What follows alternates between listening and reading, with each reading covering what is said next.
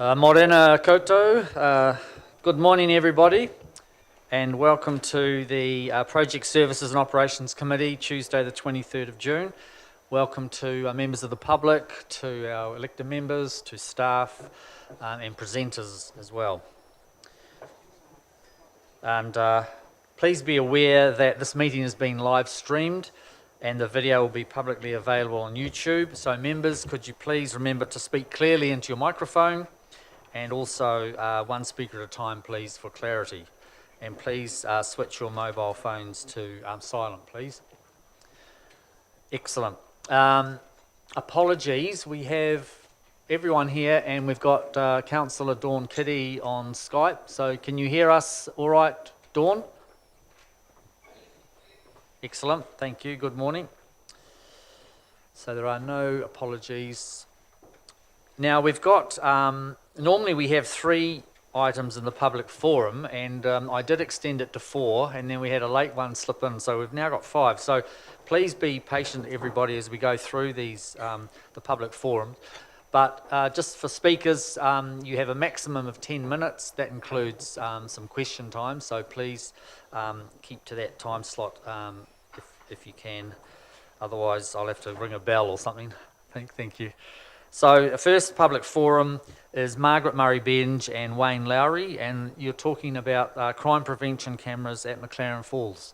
So welcome Margaret and Wayne. Thank you.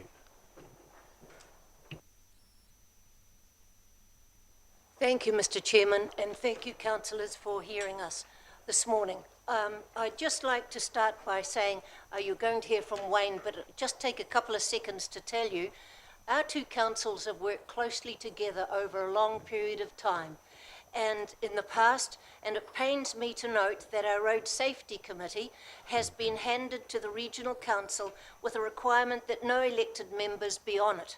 We councillors came from Tauranga City, Bill Granger, from the region, Andrew Von Doddleson, and for myself from Western Bay.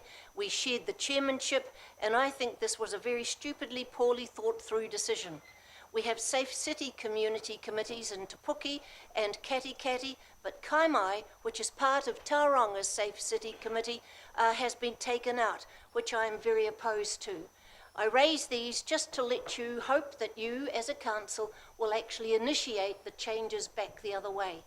So I would like to introduce Wayne because the presentation we're making today is on crime prevention cameras. You know that you own McLaren Falls, we own the road, but we need your support. Moral, Wayne. Thank you very much. The slide up in front of you is titled The Gateway to Tauranga Tourism. And the reason I've couched this presentation in regard to tourism is that if we keep the community safer, then we also make it safer for our tourists, and it provides an important attraction to the tourists, and it takes away the deterrence that tourists have to come to the falls. The other thing that I'd like to touch on is the importance of having an environment that is not just safe for men, but an environment that's safe for women to feel comfortable in as well. And as I go through the presentation, you'll go along and you'll see the difference between how a man feels safe and also what the local women feel when they go over the bridge in this environment. So thank you very much. So just very quickly, the McLaren Falls Park is owned by TCC, and I've got to compliment you guys. You've done a fantastic job on the way you maintain and run the park. It's an absolute asset, and there's multiple attractions happening within the park, and they all run to a very, very high standard. Bay of Plenty Tourism has over 80% domestic tourism coming through, and a lot of that is driven through the park. As you'll see, this is straight off the TripAdvisor a couple of days ago. Here you see the attraction for Waimarino Adventure Park, and McLaren Falls is numbers 1 and 2. That slide on the left-hand side, the Waimarino Adventure Park, is actually the glowworms at McLaren Falls. So really, McLaren Falls are featuring as 1 and 2 for tourist attractions in the Bay of Plenty. And on here, on the slide here, you'll see that what happens is the tourists come into Hobbiton and they move down State Highway 29, they stay at McLaren Falls Park, and they use that as their base to then go along and undertake other activities within the Bay of Plenty region. And how do we know this? Well, we had the opportunity to meet these two young ladies. They were tourists coming from Canada, and that's exactly what they'd done. Unfortunately, because of lack of signage and a poor setup, they'd hit the McLaren Falls Bridge on the side, blowing their two left-hand side tyres, front and back, and we caught up with them. They stayed with us. Following day, we took them to Pick Apart, put them on their overalls, turned it into a new tourist adventure, Pick Apart at Malimi Street. They had a bit of fun as we fixed them up and put them back on the road again. But they were saying that that's what they were doing. They were coming and staying at the park and then going through. But this is the problem. The problem we've got is the level of crime that we're facing, especially down at the Falls area and in the car park areas. And unfortunately, this is the impression that a lot of people in the Tauranga region have of McLaren Falls. And as a spin-off of that, they have this impression, their friends and families have this impression as well. And so it doesn't become it's not good for the brand. So if we want to go along and improve tourism in the Bay of Plenty, what we need to do is we need to go along and rectify this situation. Kia ora, council members. My name is Sarah Taylor and my children, husband and myself just live past McLaren Falls Park. We are proud to be part of the Kaimai o Manawa Ratepayers Association, and we truly hope it makes a difference and sparks some much needed attention and action to our area. McLaren Falls and the Bridge is a beautiful but neglected area. In my time living here, I have faced an intimidating road rage experience on the bridge. I have seen a body wrapped in tarp lying in the river and experienced numerous occasions of boy racing and other dubious dealings late at night. It is intimidating and unacceptable. I will always lock my car when crossing the bridge, and at night time in the dark it's even more intimidating. If I feel like this, how do you think our tourists feel when visiting this area?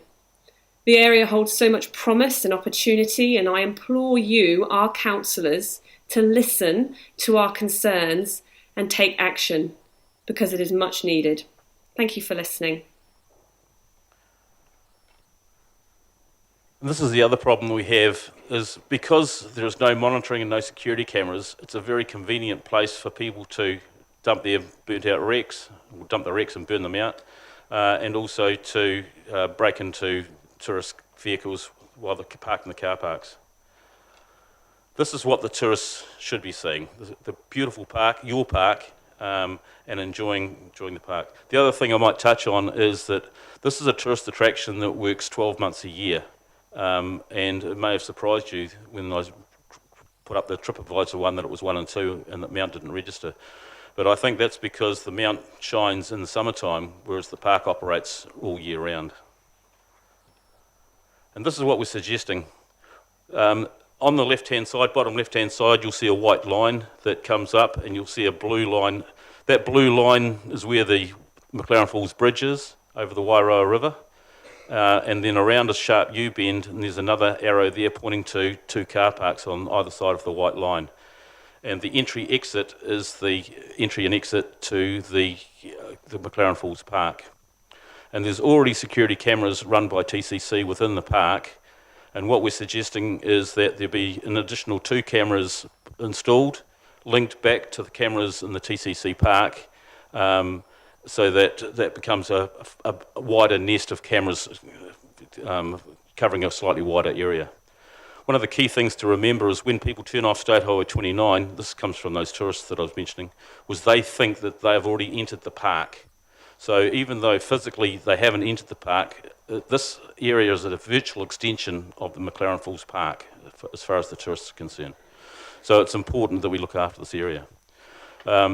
So what I'm suggesting is these 2 cameras go back to be nested with your guys' cameras and monitored by TCC. But it'd be funded via a joint TCC Western Bay of Plenty funding arrangement. The other thing that when I was talking to the park ranger, he also has requested to TCC that there be cameras fitted as well, because it makes his life a lot easier, because they're first responders. And the reason that it hasn't proceeded is because of the limitation in the way that the councils currently see their roles in that area and the complex ownership of the role. We also need to light up the bridge. This is the McLaren Falls pedestrian bridge, and so this is what we intend to do with the bridge, but that will be funded separately.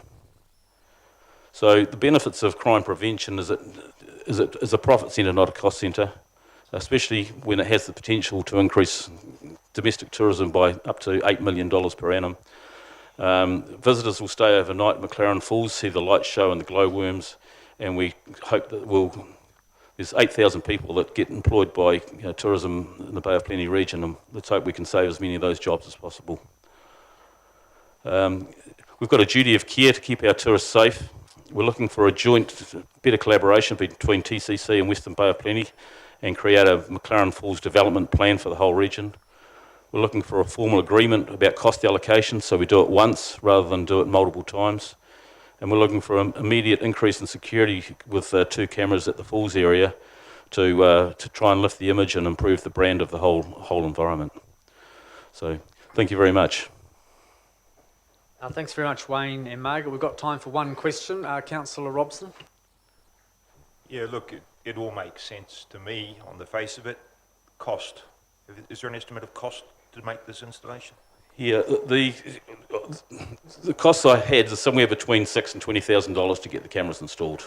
So it depends on what infrastructure is used and what the linking back to the nested cameras is. But we're not talking hundreds of thousands of dollars here. We're talking, relatively. Yes, sure. Quick supplementary operational cost. So that's the cost of install. Is there an operational cost? If it links back to the existing cameras through the nest of the TCC, the operational cost for monitoring would be the same.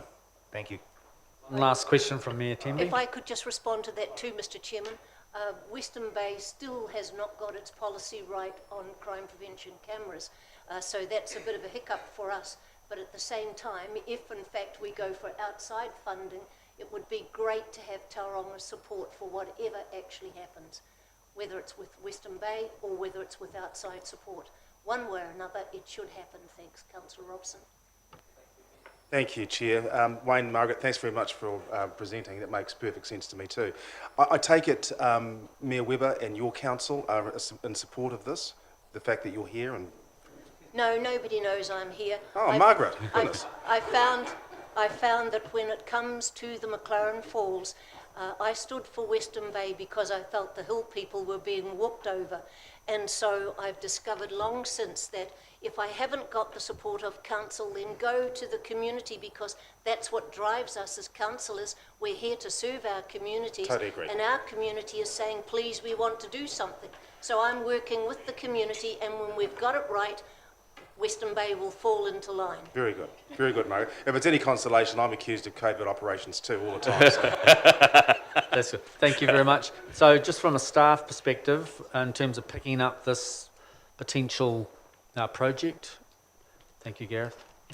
Through the chair, so McLaren Falls Park is owned by TCC. We've got budget and a plan this year to install additional cameras within the park, so that's planned for and budgeted for anyway. All of the area that was talked about in the presentation today is outside of TCC's jurisdiction. It is owned by or managed by Western Bay and or the roading network. So a connection into our camera facilities at the park is not a problem. That's a yes. It all comes down to the cost of the cameras outside, and we've got no budget for that. It's not something that we've planned for, so it's over to you guys whether it's something that you want to fund or part fund, or whether you think Western Bay should be funding that because it is their asset. Thanks, Gareth, for clarifying that. And so thank you, Margaret and Wayne. And this project or potential project partnership will not be forgotten. We'll follow it up. So thank you very much. Thank you. Appreciate it. We shall do the same. Thank you. Thank you. Thanks very much. Now we've got Doug Esterman and Jeffrey Reeder and Gay Wilson here to talk about the Mount Beachside Holiday Park licences to occupy. So thank you. And you've got the whiteboard there. Thanks a lot, Doug. Thanks, Jeff.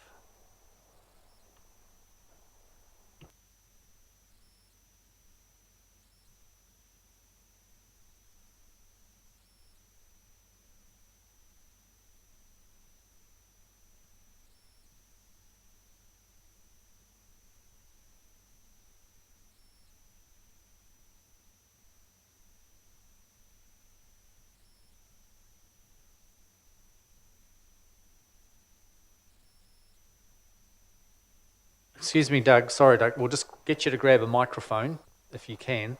Thank you. And just, are you able to hold it all right?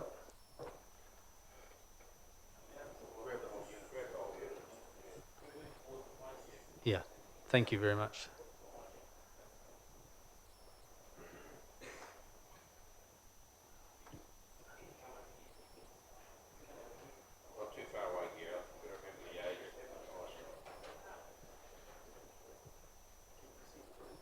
Thank you, Gareth.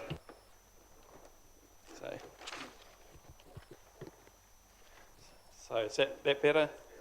Okay, so today's important to me and my family. It's important to the other permanent site holders, some of whom have been holidaying at the campground for over 60 years, into their fourth generation of family holidays.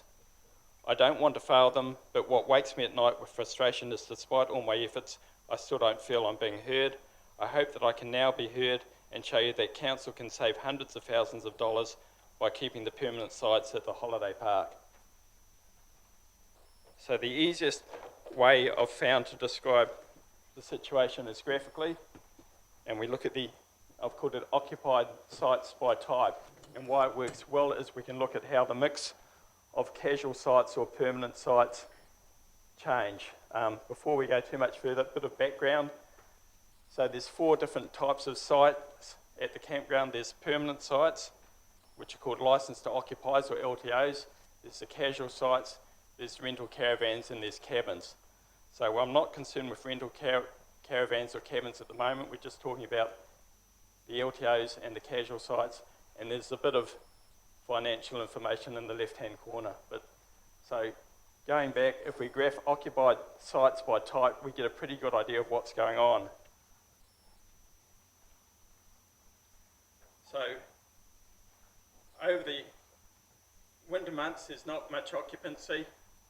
You get to shoulder and it ramps up, and then you get to here, Christmas, New Year, where it levels off. And so this is where we can use more sites, more casual sites. This is where you're going to make revenue. And so if you're looking at the revenue, so this is the occupied sites. If you multiply that by the average revenue, this gives the area under the graph is your revenue. In this case, it's 1.5 million. And for the LTOs, you've got 63 days use at 280k. So this part here represents 56 days, which is the peak period. So 63 days is down here. So, as I say, it gives you a good idea of how this is the revenue here, this is the revenue here, and gives you a good idea of the revenue mix. So you can see that if you lose, for instance, if you lose a casual site, you're going to drop the revenue down. So if you lose this many casual sites, you're going to lose that much revenue.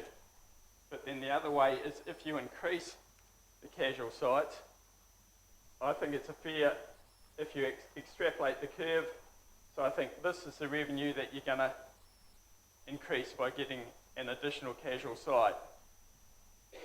So I've repeatedly said an additional casual site only generates income when the campsite is fully booked.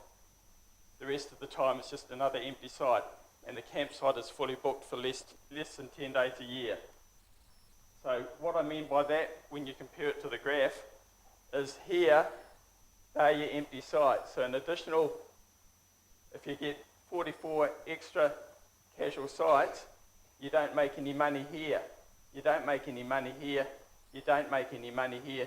The only time you make money is here, when the campsite is fully booked. So you make about, if it's 10 days, you're making about $1,000, but you're losing an LTO site, which is $6,300. So you're making 1,000, but you're losing 6,300. So you've got a net loss of 5,300. And as you increase the number of casual sites here, you're losing even more money. So by the time you get a large number of casual sites, you're losing the total $6,300 revenue that you would get from an LTO. So in conclusion, to lose even one LTO and replace it with a casual site is a loss. And to lose multiple LTO sites is a major loss. It goes the other way. If you want to increase the number of LTOs, you make more money. So down here, if you increase the number of LTOs, your graph's moving down, and the amount of revenue you're losing is increasing. The amount of casual site revenue is increasing as you move down, but you're still, because you lose this much revenue, you're still making money, and you're way down here before the amount of revenue you lose by losing a casual site is balanced by an LTO.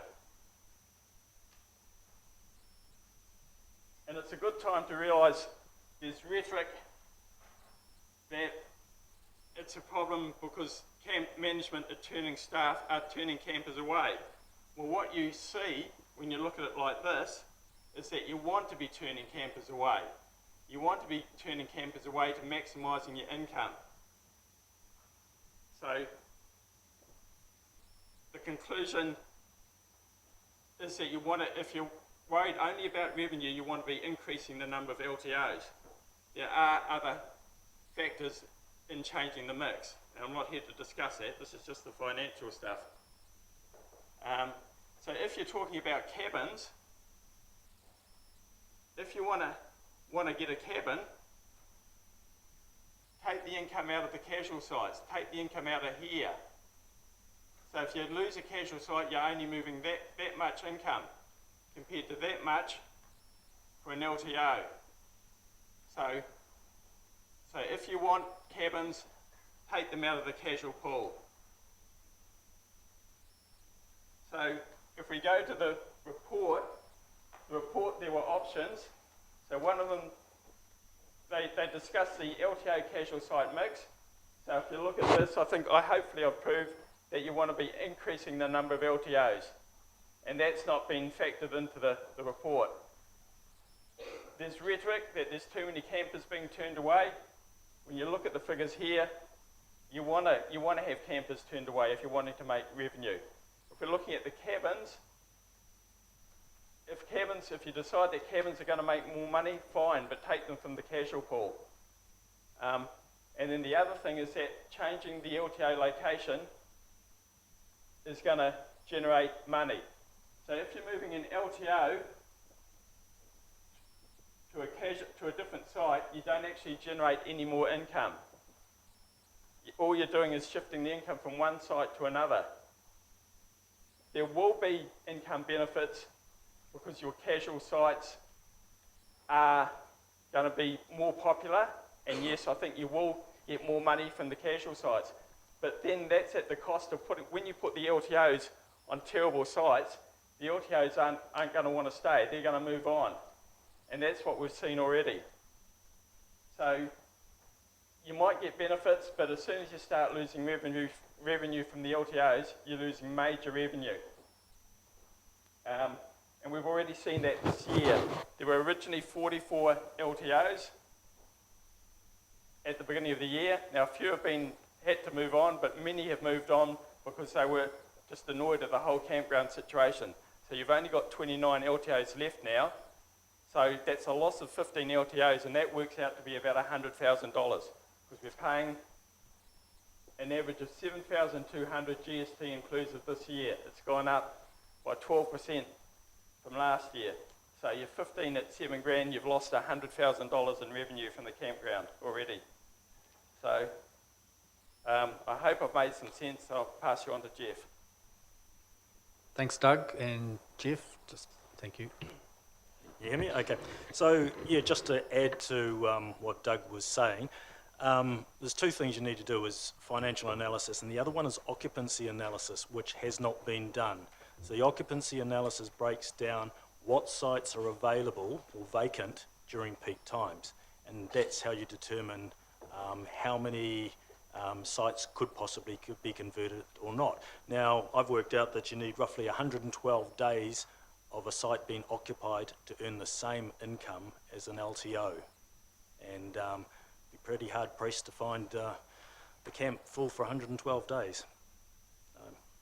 I have asked for occupational statistics, but that hasn't been provided. So, Thank you. We've got time for one question if anyone wants to.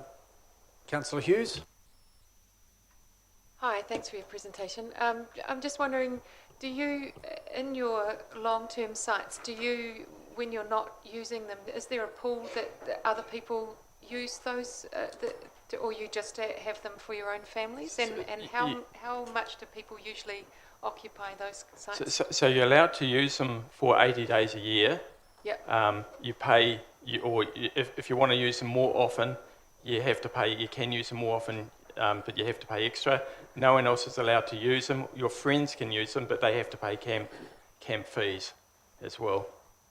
Thank you. yeah, sorry, it's something that hasn't been probably encouraged that much, but I think it's a perfectly wise option because there are a lot of people that would like to sublet their caravans. I know they do it in Papamoa camp. It works quite well there. I've thought it'd be good. You could get some. You could actually make a business subletting the caravan, but it's banned by the council regulations, so it's not something I've looked into. Well, thank you very much, Doug and Jeffrey. And thanks, Doug, especially for the graphical display. I think that kind of does make sense. So we will be discussing this in our second agenda item. So if you want to stay and listen to that, then you're welcome to. So thank you very much again. Thank you. Thanks a lot. Our third public forum is Sam Cummins and Paul Wacker, and they are talking about pedestrian refuges on Ocean Beach Road. So welcome to Sam and Paul, and I think you've got a few props there, which it's good to see in the chamber.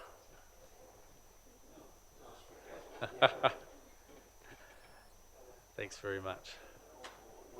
Morning.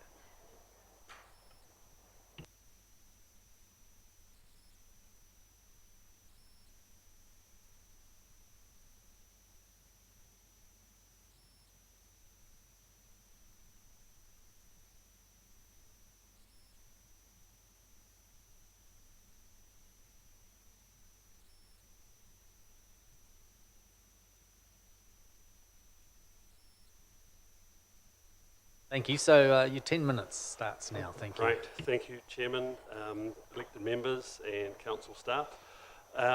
We are here to present on with regards to not pedestrian refuge but pedestrian crossings on Ocean Beach Road. Really, do you want to jump in? Push button there. Yeah, so it's an interesting road, Ocean Beach Road. It never stops. I go for a walk at 6 o'clock in the morning. Then you can kind of cross the road if you run. And then by the time I'm coming back from my walk at about 7 o'clock in the morning, basically it's almost impossible to cross the road. The traffic is head to tail, because everyone starts heading off to work in Tauranga. And there's just basically, it's very difficult to cross the road. So that's what we're worried about. Also, if, like, I've got the children with me, so here I am with surfboards, 2 children beside me. We're standing at the white line, like you can stand at the white line, the traffic's coming through. No one stops. No one lets you cross. You're holding like a surfboard, 2 kids.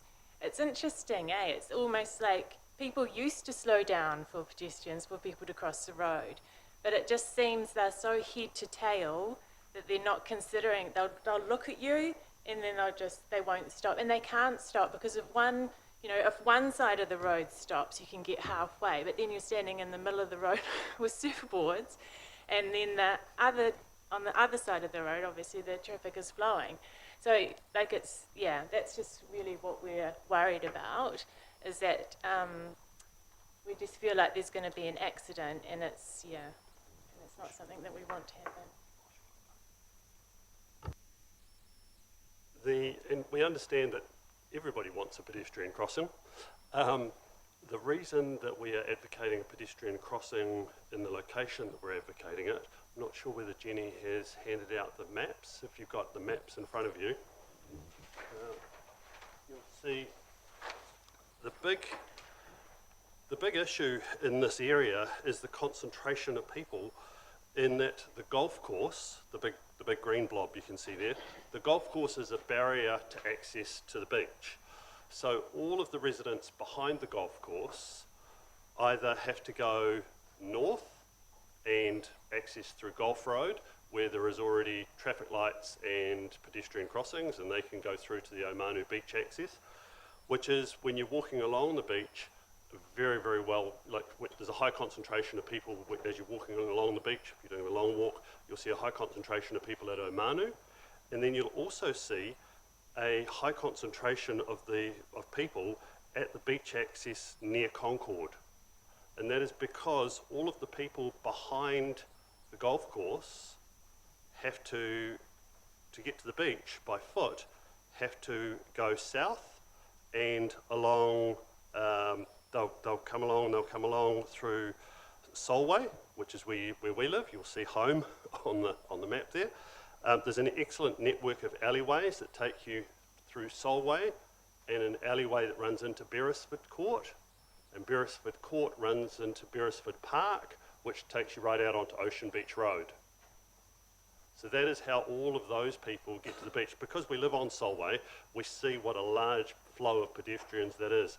So the reason we're advocating for a pedestrian crossing where the green circle is because that's where you have a huge concentration of people coming out of that park to cross Ocean Beach Road. And then they track along to the right to the nearest beach access, which is where the orange line shows. Anything else you want to add? The pedestrian refuge idea versus pedestrian crossing, the refuges just don't work. They're fine if you're one person on their own. Sam, who was due to be here today but had another meeting, he's 4 kids, 4 surfboards, a dog. One of the children is a toddler. Watching that family cross the road is just scary. With the refuge, it's fine if you're a pedestrian, but it doesn't work if you're it's Mount Maunganui. We're a surfing community, and people are trying to walk rather than drive their car. As close as we are, I will frequently drive to that beach access rather than walk there, because I can cross that road much more easily in a car, in a big steel box, than I can on foot, which is a disgrace in terms of, I feel guilty every time I do it. That should be easy walking. Yeah, and it's even difficult to cross the road without a surfboard. I had Luca with me the other day, and we got up to the white line and we were looking left and right, and I basically tried to just drag him across when there was a quick break in the traffic, and he was basically almost crying by the time he got to the end of the road, like at the other side of the road. Like, it's just very, very stressful for children, so I'd like to make sure that that's heard. Yep, and I guess there are a lot of families with young children in that area, and as those kids get into their teens, they should be able to go to the beach themselves. And there's no way you'd let your child cross that road. Yeah. We could take questions. I see one up. Thank you for that. Look, just helps to clarify. You're actually talking about 2 pedestrian crossings in the places you're on the map, or are you talking about pedestrian crossings all the way along No. wherever there are pedestrian refuges? No. So we are talking about one pedestrian crossing where the circle is. Hey, thanks for both coming in and admiration carrying those things in. I'll tell you what I saw, and it was last Christmas, was a gentleman, and that did remind me of the old days, with a board about that length too, and quite surprising walking through a refuge, and he had it vertical. And I think what he did there is, you're not going to ding my board, and you could see him for sure, and I got admiration for him, and he walked along vertically. Yes. What's your thoughts on that? I'd invite you to come and hold the board vertically. You're going to allow for the age here. It is any kind of cross breeze, and you need to have that board stable under your arm. He was obviously having to do that because of the traffic scenario, and I think that illustrates the point perfectly, that it's impossible to carry a board safely across that road. Please, I'm not trying to deter you, but he looked quite comfortable. Yes, in terms of dings, I think his risk of dings was probably increased having the board held vertically. Yeah. Thank you. Councillor Hughes? Do you think that people, hi guys, nice work, really, I also live in that area and have trouble myself trying to get my kids across to the beach. Do you think people further down Papamoa, I know there were people that were quite keen to come but couldn't make it today. Do you think there might be people down Papamoa who might feel the same way about trying to get to the beach from their part of the neighbourhood? Absolutely, and I think everybody trying to cross that road, anywhere along that road, has the same experience. I guess from a practical point of view, you've got to look for where are the highest concentrations of people. So everybody would like one directly opposite their house or their beach access or wherever they access. But the thing that we're noticing is where the concentrations of people are. So I guess you'd have to look at how many you practically could do as you progress towards Papamoa and where the highest concentrations are of people. Excellent. Thank you. Look, thank you so much for coming. And I mean, you've presented like one specific location, and it seems eminently logical the way that you've presented it today. So again, I guess I would ask staff to take this on board, and when we are, because there was something about 5 different refuges we're looking at along Ocean Beach Road. Is that right, Nick? So we can take this information and put that into the process. Would that be right? Thank you. Yeah, that's right, and thank you for coming in. They're really great conversations, and I really appreciate you prodding these conversations. As a city, we need to talk about prioritising moving vehicles versus prioritising moving people. So it's really, really useful to have these conversations. From a road safety perspective, there are a lot of things that we do take into consideration, and props obviously help to prod this conversation. So we'll take this information away and see if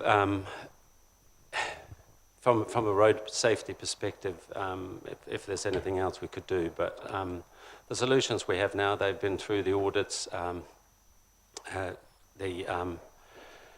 It might be that in the odd instance there is an improvement opportunity to what we have planned at the moment, but refuges are, we tend to put them in when pedestrian crossings are out of context or volumes are such, or that the pedestrian movements aren't high enough to warrant them, so that drivers get really, really used to no one crossing, and then all of a sudden there is someone crossing, and that's what we call, from a road safety perspective, out of context. So when you chuck all of that in the melting pot and give it a good shake, we've ended up with the refuges being the preferred option, but we'll obviously take this away. Yes. And have another look at it. We would be pushing for pedestrian crossing versus refuges. Thank you very much for your time. We appreciate it, and we appreciate all that you do. We know you're not always that appreciated, but we appreciate what you're doing. So thank you very much. Well, we appreciate your appreciation. Thanks very much. And thanks for coming in today and sharing with us. Thank you. If you want to leave the 2 boards there, I'm sure Councillors Baldock and Granger would enjoy that. Thank you. You could have a try with one of them. Thanks a lot. Thank you. Thank you. Our next presenter is Les Wallen. And Les, you are talking about Greerton, the Greerton Traffic Project. We look forward to hearing what you have to say. Thank you, Les. Thank you, Mr. Chairman, Mr. Mayor and councillors.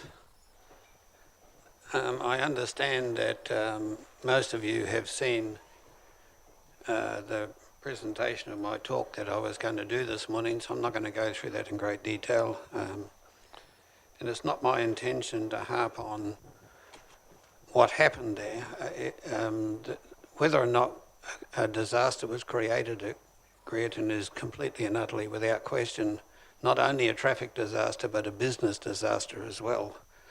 So many businesses have closed, other businesses have lost huge amounts of money, and when roads like this are designed, it is obvious that the effect on businesses is not taken into account. That just seems to be something that's by and by. And so I'm here by de facto on representing the 695 petitioners who signed a petition to this council at the last meeting that we had, and also hundreds and hundreds, if not thousands, of people who've responded to me on Facebook, liking the fact when I told them that I was coming to talk to you, and people from all over the city want Greerton fixed. It is an unmitigated disaster. Mr. Mayor, you are quoted as saying, "This is Tauranga, not a fortified walled city of ancient Europe. It's 2020, not 1620. We are going to grow and people are going to come here. It's time to stop being," I believe the term was rubbery lipped, but I can't read my own handwriting, so rubbery could be something else, Mr. Mayor, about growth, and drop the "I don't want my sleepy little village to change" tantrum. Well, I absolutely agree. And Greerton has been turned into a walled city, and we need to knock those walls down again. People can't travel through, even during the COVID lockdown period when there were maybe 6 cars pulling up at the roundabout. And obviously I'm talking about the Chadwick Road, Chadwick Road, Cameron Road roundabout.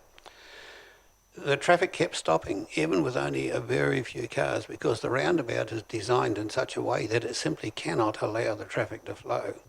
It just doesn't work, and it has to be fixed. I'm not going to do a lot of talking because you've already had my speech, and I'm going to answer questions if you have them. I have a fallback position, which is not negotiable, and I have a preferred position. Now, if I click the right icon here, there we go. This option is the 4-lane option with a clear way on the left-hand side. So during peak hour traffic, there's no parking in front of the shops, but for the rest of the day there is. And the cyclists can be accommodated in the same way that they are now, because the cycle lane actually stops as it comes to the roundabout. And so the road engineer and I myself, he designed this based on council plans. I approached the council and got copies of their old plans and the various metamorphoses that this section of our city has gone through. Even under the screw-up of the last modelling, that modelling said that 4 lanes would improve the traffic out of sight. But other things such as keeping the Greerton village, no, I don't know anybody who wants to keep the Greerton village. I've spoken to hundreds, if not thousands of people, and I don't know anybody who wants to keep Greerton village. It's a misnomer. And if there is a village, it's down Chadwick Road, and it's not up here on Cameron Road, which is the main traffic thoroughfare. Blocking off Cornwall Street was an unmitigated disaster because it sent all that traffic down to the Chadwick Road roundabout. Other traffic on Greerton Road, which used to come down Cornwall Street to go into the city, is now forced down to Chadwick Road and then come up Chadwick Road to the big roundabout. It's more than it's increased the traffic on that roundabout hugely, and by committing that to single lanes has just completely and utterly screwed its ability to handle it. My not negotiable point of view is the Cornwall Street roundabout has to be reinstated, and it can be done on a weekend. A road crew could fix that in the weekend. It's just knock out a bit of concrete. And I say the weekend because then you're not creating any traffic chaos for the businesses. And any decent road crew could fix that in the weekend and reinstate that. That would alleviate a huge amount of traffic on Chadwick Road. And as I spoke to the chairman one time, I took him down there and showed him, we need to reinstate the free left turns. I come up north, up Cameron Road every day, many times a day, and all I want to do is turn left into Chadwick Road. And I'm stuck in traffic down the bottom of the shops because nobody can turn left. And remedying those areas would cost very little at all. The long term, as the Mayor has said, this city is growing. And I agree with the Mayor, absolutely. This city is growing, so why are we trying to shut it down? This 4-lane option will have to be done sometime. As the city grows, the traffic and the population grows, it is going to have to be done. If we fix it now, then it's fixed once and for all time.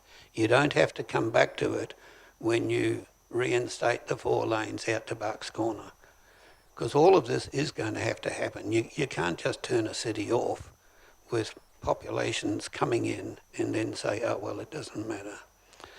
So basically, Mr. Chairman, that's just my brief summary. I am representing thousands of people here today, and I'm open to answering any questions that you might have. Thank you, Les. Les, questions, Councillor Abry? So in this drawing, so the parking has been removed at the roadside parking, is that right? On the far side, only at the peak hour traffic. That would be the second lane there, the close lane to the curb would become a clearway lane. They do this in Brisbane and other places in big cities where I've seen that, you know, say from 3:30 in the afternoon until 5:30, when the traffic is heavy, it becomes a clearway lane, so there is no parking there at that time, but during the rest of the day in normal business hours, the parking is still there. And any bike lanes or? Well, the bike lane is as it is now. The bike lane itself is not there, but it's not there now anyway, and so experienced cyclists, they do what has been referred to as they claim the lane. They just ride in the lane like a car, and the cars are going so slow that it really doesn't matter. So it doesn't affect the bikes any different to what is currently there. Thank you. Any other questions? I think we certainly know this area very well, Liz, and we understand the issues that you're raising quite thoroughly. So, but again, I would ask, Councillor Robson, and then we'll get Nick. With the Chair's indulgence, the plan for Te Papa, big plan, important to the future of the city, key to that is intensification. Could someone in staff speak to the statement that 4-laning is inevitable through the peninsula? Could someone speak to that statement? Because if it's true, I mean, it does add some weight to the submission. You, Christine? So there's still further work to be done in terms of the Te Papa Peninsula. So the focus to date has been effectively from the CPD to the hospital. So that's the Cameron Road project. The Te Papa business case that was signed off by this council earlier this month focuses on that corridor being a key public transport corridor and having high frequency rapid transit through Cameron Road flowing through to Tauriko West.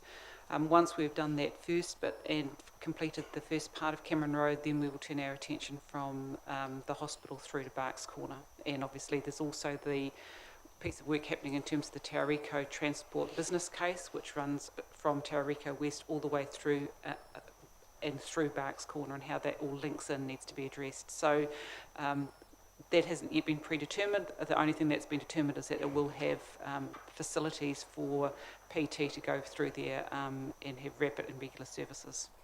So once that design work has been completed, then, and as part of that, there will obviously be significant community engagement undertaken. Thank you, Councillor Hughes. Just a supplementary to that, Christine, just for Lisa's, what's the time frame on that second piece of work? Programmed that in yet, so we're just having discussions between the city planning area and the transport planning area last week to look at how all of these pieces of work transfer.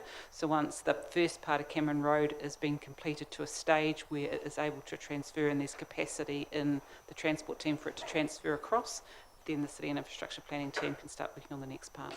So we're just having discussions on what timing that's going to look like. Thank you. Nick, there was a piece of work done a few months ago now, looking at, I think, 12 different potential treatments. Can you just update us on that, please? Yeah, that's right. So we, when we realised that this wasn't quite delivering the objectives that were understood by the majority of the community, it does still deliver safety improvements, but it's almost back to the previous conversation about, you know, our priorities between moving vehicles and moving people, and the objectives of the project in the first place was a safety and amenity one, and it obviously had big impacts on the throughput, and I think it's, you know, we all recognise that wasn't well understood by the community. So we commissioned the piece of work to look at what are the improvement opportunities and what would the costs of those be. And they were presented to council 8 or 10 months ago or something like that. While we're doing this work that Christine has just talked about, we have also kept an eye on it very closely through TTOC and monitored to see if we could find any improvement opportunities by shifting lanes, signal facing, moving pedestrian crossings, etc. So, and in doing that, we have come up with some improvement opportunities which we think will improve traffic throughput. So these won't be the sort of long-term solution, but shorter-term improvement opportunities. Thank you very much. Councillor Robson. Yeah, thank you. Just a question of clarification, if I may. Twice now in the last 20 minutes, the statement's been made, observation, a choice between moving vehicles and moving people. Now, my feeling is that's a false dichotomy, because those vehicles generally have people in them. They don't move autonomously, despite the wishes of some that we did have autonomous vehicles. They're a long time away. I assume that's just a casual thing. It's not the frame that we're operating with. We're operating with a far more nuanced frame than that. It's about moving people effectively, which may require different types of vehicles. Is that a fairer... I don't want people to go away with the impression that we're sort of anti-car, which is possibly the interpretation of that remark, moving vehicles versus moving people. Just checking in. Yeah, I mean, it's not necessarily versus, because you can move people by moving vehicles, which is, you know, public transport is a good example of that. So we do have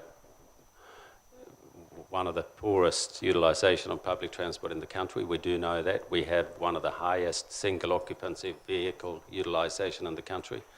There are issues that need to be considered in that conversation about moving people versus and moving vehicles in a balanced sort of approach. So yeah, I take your point, Councillor Robson, that it's not necessarily versus, but it's a continuation of the public transport considerations and building versus transportation outcomes. Thank you. Just add to that, the GPS is very clear around the priority investment going to walking and cycling and public transport, and certainly in the Urban Form and Transport Initiative report, which will come this council and to Smart Growth early July, that's certainly the focus. So the likelihood of a single mode being vehicles being supported by central government funding is extremely low.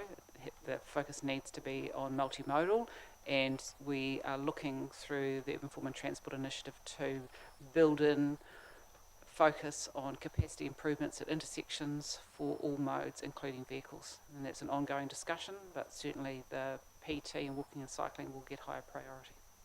There's an and situation. You're clarifying that. It's multimodal, not anti-car. It is multimodal, but the walking and cycling PT certainly under the current government framework will get greater investment focus. As we work through the Western Bay Plenty Transport System Plan, we'll get down to individual corridors, individual intersections, and that's where we'll get more definition about what's going to be happening in certain parts of the network. Thank you very much. Thanks, Nick and Christine. And thank you, Les, for bringing this to our attention again. And progress has been made. Probably not as quickly as you'd like to see. Thank you, Mr. Chairman. I think if I could just say one thing is, as I spoke to you when I took you down there and showed you, opening up the Cornwall Street roundabout would cost very little money, and restoring the left turns, getting rid of those blocks of concrete that have been stuck in there that absolutely prevent cars moving, that could all be removed and reinstated as it was for very little cost, and that could be done in a very short space of time. What Christine's talking about is going to take years.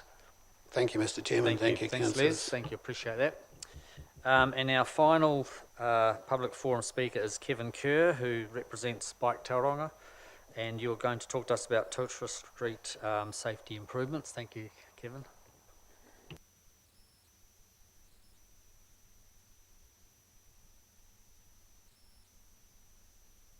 I'll push the button. Thank you. Okay. Do I have to say good morning again, Bill? Yeah. You have before you today a pretty comprehensive paper prepared by council staff on the Totara Street cycleway proposal. I don't intend to get into the detail of that at all, Chairman. I just want 2 or 3 minutes to give a wee bit of background to that. I've been 35 years in Tauranga. I think my first probably couple of days I had a bike that I biked down Totara Street when I first came here, and then became a triathlete and did a lot of cycling on roads. Merged from that as my aching bones required a more recreational cycle. Did a bit of recreational cycling down Totara Street. I think probably I wouldn't have cycled down there in the last 10 years due to the state of that road. What I've found in Tauranga, the most frustrating point is that there seems to be nothing quite like spending millions on cycleways that galvanises ratepayers into hitting their councillors, and we hit the bike lash and the vitriol that comes around that. These lycra-clad or these lycra haters seem to find the right button to press with councillors over a period of time. And bike advocacy groups right across the country who I've had the privilege of meeting all seem to be battling to get their voices heard in the right manner. Tauranga, as we well know, and Nick just mentioned, is one of the highest car-centric cities in Australasia. And we have now on our roading, with the lack of cycleways, we're a testament to that bike lash, and to me, councillors listening to that and not acting responsibly in what we should be doing by creating safe cycleways on our roads. Tauranga has done very well, and the council must be complimented for creating recreational off-road tracks. The Kay Valley is a great testament, and you only had to, those of you that stretched the boundaries of local and biked through the lockdown, to see how heavily used that was. We have other recreational cycleways, the lakes, Papamoa Dunes and others that have increased the use of recreational cycling. But again, we have been sadly lacking in creating safe cycleways on our roads. So I want to just spend a minute on talking about what I term the jewel, and we hear about this virtually every second day in the paper or as on tourism brochures, and Tauranga's jewel being the Mount. The access to the Mount from Tauranga for recreational cyclists and commuter cyclists is only on two roads, Hewletts Road and Tocha Street, both of which, in NZTA's words, are totally unacceptably dangerous for cyclists. Yet we have persevered with a lot of talking, etc., for the last 6 years on doing nothing about that whatsoever. Recreational cycling, most of you will know, is on the charge. Bike retailers in town tell me that probably 80% of their bike sales now are to e-bikes for adult cyclists. These e-bikers, they're mobile, they have time, they have money to spend, and yet they are avoiding the Mount in their droves, which is costing us a lot of money in terms of the dollars that have been spent over there. The Mount's a key destination for some tourist packages that we're putting in. I'll talk about that just in a minute. But we are effectively blocking people from getting there by what we're not doing. Those of you who have read the paper put out by Karen and Andy will be familiar that in 2013 NZTA created a study on the safety between cyclists and heavy vehicles. The conflict between people biking and heavy vehicles is a significant safety risk with a high probability of serious injuries or fatalities. Furthermore, the government's cycle action plan, which came out of that, stated that it recommended in high-density freight routes that where possible, they consider alternative routing, which is not possible in our situation.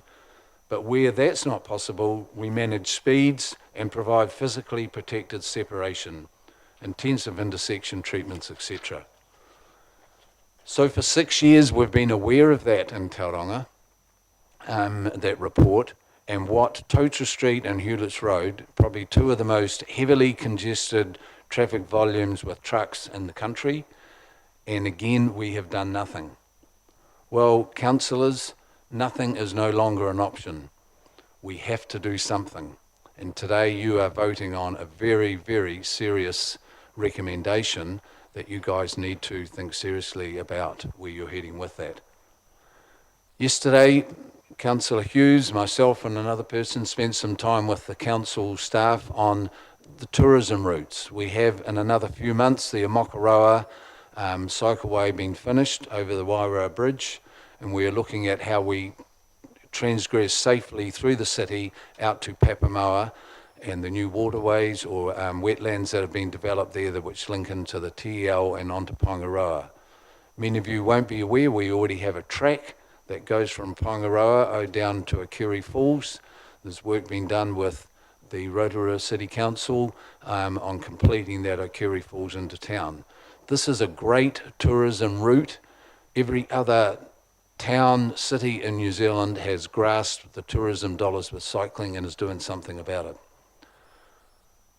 So, again, what are we going to do? We have tourists coming into town. We identified yesterday we want to create a Mokoroa to the Tauranga. We want to bring them into the city, and yet we cannot safely send them over to the Mount currently.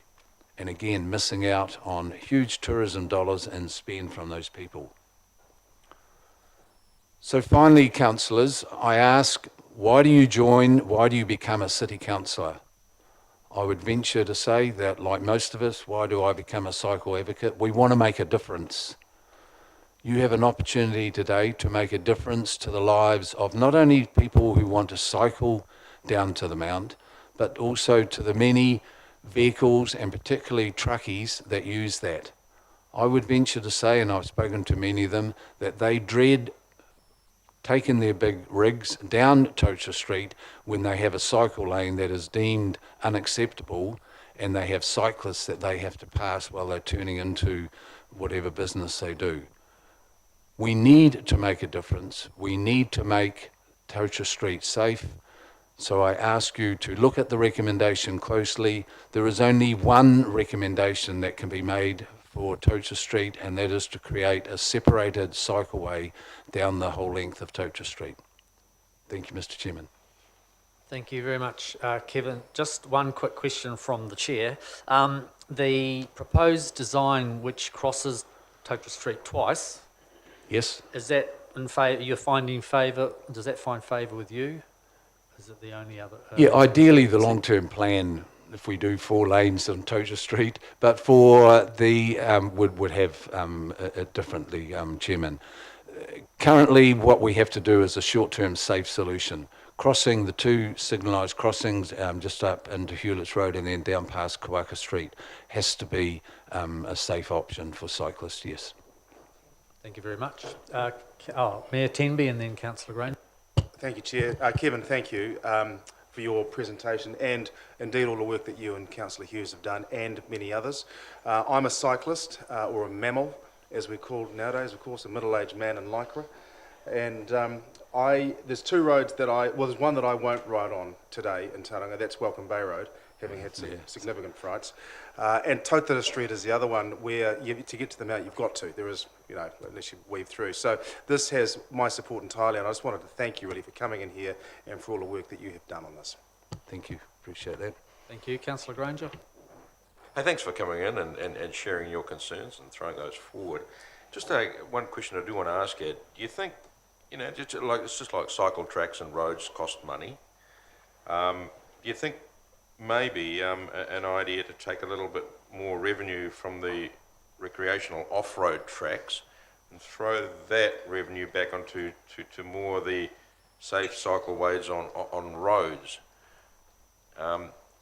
What's your thoughts on that? People need both, Bill, really. I mean, there's a lot of families. I was just absolutely blown away during lockdown, the amount of families that were on the K Valley and those sorts of things. So they both go hand in hand. You need them. We need the road. There's a lot of commuters who still need the road as well as recreational. Sure, in Tocha Street, the recreational numbers have skyrocketed, and I think, but there's also probably double that aren't even using that road, Bill, to get to the mount because it is unsafe. And, they've only had the small path, the footpath to use. Tauranga, as I said, I think, we're pretty well served with a lot of recreational off-road cycling now. And so I think our attention needs to be to roads. Thank you. Councillor Hughes, and then we'll wrap that up. Thank you. Oh, yeah, thanks for coming in today, Kevin. I think you represent a lot of people here. I just want to know too that the current plans that we have for Totara Street, do you think that caters for sort of 8 to 80-year-olds in that plan that the council have put forward, the staff? I've had a good look at it. I spent a lot of time over the wet weekend, Heidi, having a look at it. I've spoken to a lot of guys, a lot of people, in Bike Tauranga and other cyclists. And yeah, it's never going to be 100%, but it offers, to me, the option here has to be safety. It offers a safe option. It'll be a bit slow. You'll have to cross a couple of times and be careful at 2 or 3 intersections. We need to do a bit of education around that. But would I take an 8 to 10-year-old down there with that? What's been proposed, I would, yes. Thank you. Thank you, councillors, for your questions. Thank you, Kevin, for coming and presenting. Thanks for the time. Thanks very much. Okay. Thank you, council, especially for your patience as we had 5 items in the public forum. But I think each item was relevant and important to hear. Okay, now acceptance of late items. You'll see, councillors, an email that's just come through talking about an extra item in the executive report. So,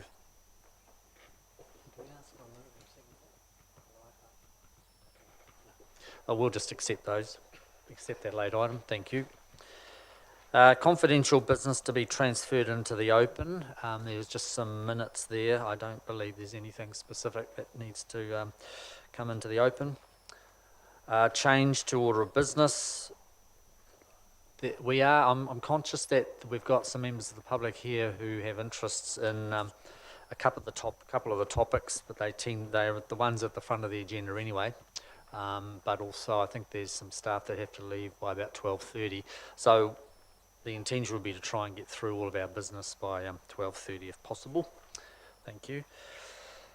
Confirmation of minutes. We have minutes from the 18th of February 2020, and I'd like to call for a mover and a seconder before we go through any matters arising.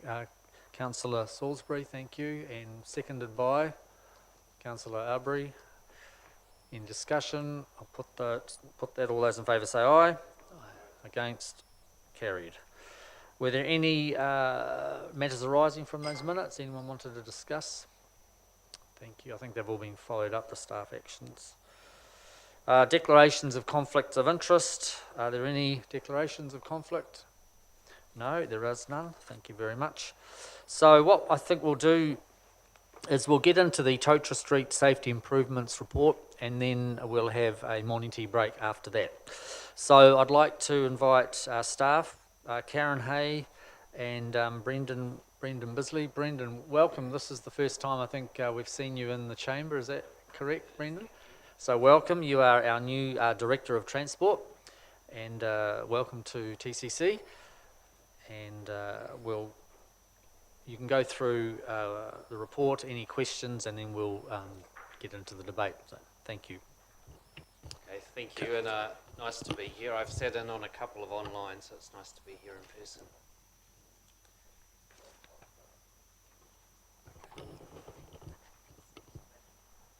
Maybe I can just do the introduction. So Brendan joined us during lockdown, as many of you know, and now he is for real. He has run our South Island office for the last 2 months, which has been based in Christchurch.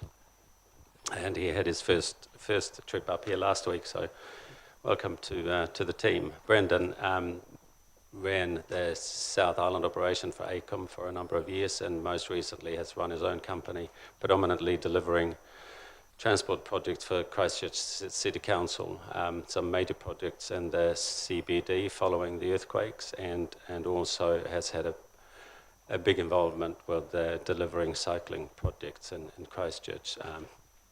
So welcome, Brendan. Thank you.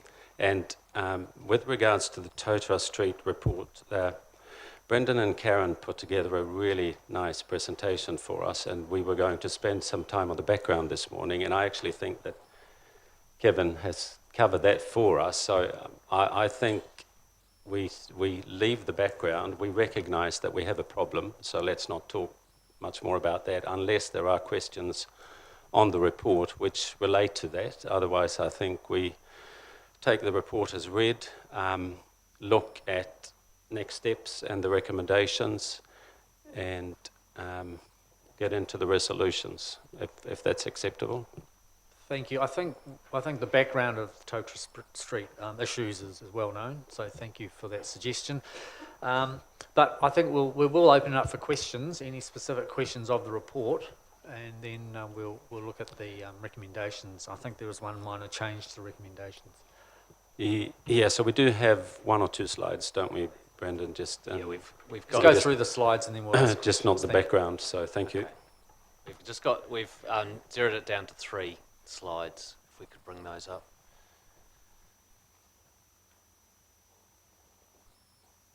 So just while they're coming up, effectively what we've done is we've got a number of options in the report. Now we've been working really closely with NZTA in the background, so we are now in a position that we can put a preferred option on the table. So while the business case process was underway, they were nervous about us doing that, but we have now got agreement on a preferred option. So the resolution changes reflect that we can actually put a preferred option on the table.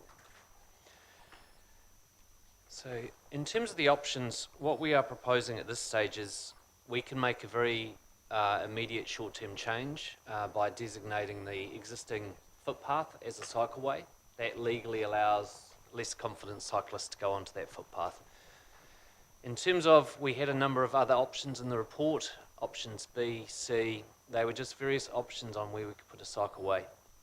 Our preferred option is a combination of option D and E. So that is building a wider shared path, and then once we get north of Kaiwaka Street, an on-road separated facility. Then option F was the original proposal that was submitted in 2018. In terms of our preferred scenario, we are looking at a total budget of just on $7 million, but that is a worst case scenario. We are allowing for some additional works at Waimari Street and Hewlett's Road, and some underground lighting, etc. So we don't think it'll go over that, may come in under that, but we were just being conservative when we put those numbers into the report. If we go to the third slide. Given that we now have agreement from NZTA, what we would like to propose is that the footpath is immediately resolved as a shared path that allows cyclists to go onto that footpath now. And then we would like to proceed with option D and E. Now that could be done in a single year. It just comes down to budget. But we are indicating that if we can get agreement on the funding, we could actually look to start building this in potentially October or November this year. So we would immediately go into consultation with the community. If that was, we were able to reach agreement, we would come back to this committee and then proceed straight into construction and design. The project north of Kaiwaka Street is designed already. That was done a couple of years ago, so we could start immediate construction on that while we're designing the rest, so it could be done as a single project. Open to questions. Excellent. Look, thank you very much for that succinct presentation. Councillor Hughes and then Morris. In terms of that budget, have we been, as NZTA, would donate 51%? Is that guaranteed? If it can go through the business case and be fully signed off, yes. Yep. But they are in agreement with the options that we've proposed. Thank you. Good morning, Mr. Chair. Through you to the appropriate staff member, can we divert funding from Elizabeth Street to one of these options, if not option F, on Totara Street? And are there any implications in doing that, perhaps down-speccing the Elizabeth Street $11.1 million option down to the other option there, or even just making good and doing the laneway? Are there any implications if we adopted that course of action? My understanding is that we have funds to do this project. And secondly, I think that's a question that you need to direct to your colleagues. Supplementary. This is in terms of the Elizabeth Street project. Are there any implications, given that documents may or may not have been signed, if we down-spec that project in order to reprioritise funding to Totara Street? It's a technical question. I don't think my colleagues have the knowledge to answer it. That would need to be a council decision. So technically it's possible. Yep. Thank you. I suggest, Councillor Morris, if you want to take that further, you could canvass your colleagues and see whether there might be some appetite for that, and put forward a council report at some stage, or request a council report. Councillor Hughes. I know that we've just received confirmation of the Innovating Streets Fund for the project. Could you just speak to that, Karen, in terms of how that might fit in time-wise and also in continuity with this project? Through you, Mr. Chair, we've just received confirmation from Waka Kotahi that we've been successful in securing funding, and NZTA are really excited about the proposals for Pilot Bay and Marine Parade in terms of providing separated facilities for people biking. The proposal means that we need to implement a pop-up style, if you like, proposal prior to June 2021. That will provide a complete connection for people coming from Omakaroa all the way through up Totara Street, through Pilot Bay and around the Mount. and that equally would provide a connection into the CBD. Our intention is, and we're still working through the details of that with the agency, is potentially start construction, or if you like, construction, temporary construction, in around February, March of next year. Thank you. Thank you very much. Any other questions, councillors, before we get to recommendation? Councillor Granger? Yeah, thank you, and through the chair to the staff. Just in regards to the last cycle accident on Tota Street, that certainly helped this come about today. I see the police are still investigating that accident. Once they've got the full report through, will we get advice from the police of what actually happened with that cycle accident? Yeah, so it depends on whether it goes to Coroner's Court. We can always get those reports. So what we get is usually within about 48 hours, we get the initial police report, which doesn't go into a lot of detail, but it gives an outline of what has happened and why. But then it takes often 6, 8, sometimes 10 months for the final report to become available. Could we make sure that we get note of that report, councillors? Sure, we can do that. Thank you. Thank you. Councillors, we have a slight change to the recommendations, and we'll get those put up on the screen now. Could you give the page number, sorry?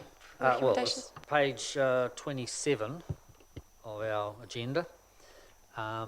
And Nick, would you like to just outline what the actual changes are to the recommendations from what was in our agenda? Thank you. Yeah, so it generally relates to the Waka Kotahi's approval of the business case, so that we can crack on with that. Do you want to go through them, Brendan, line by line, maybe? So the main changes relate to where we endorse in principle. So that I think is that D? D, correct. E? Oh, yeah, D, yep. So when we did our original resolutions, we hadn't had agreement with NZTA.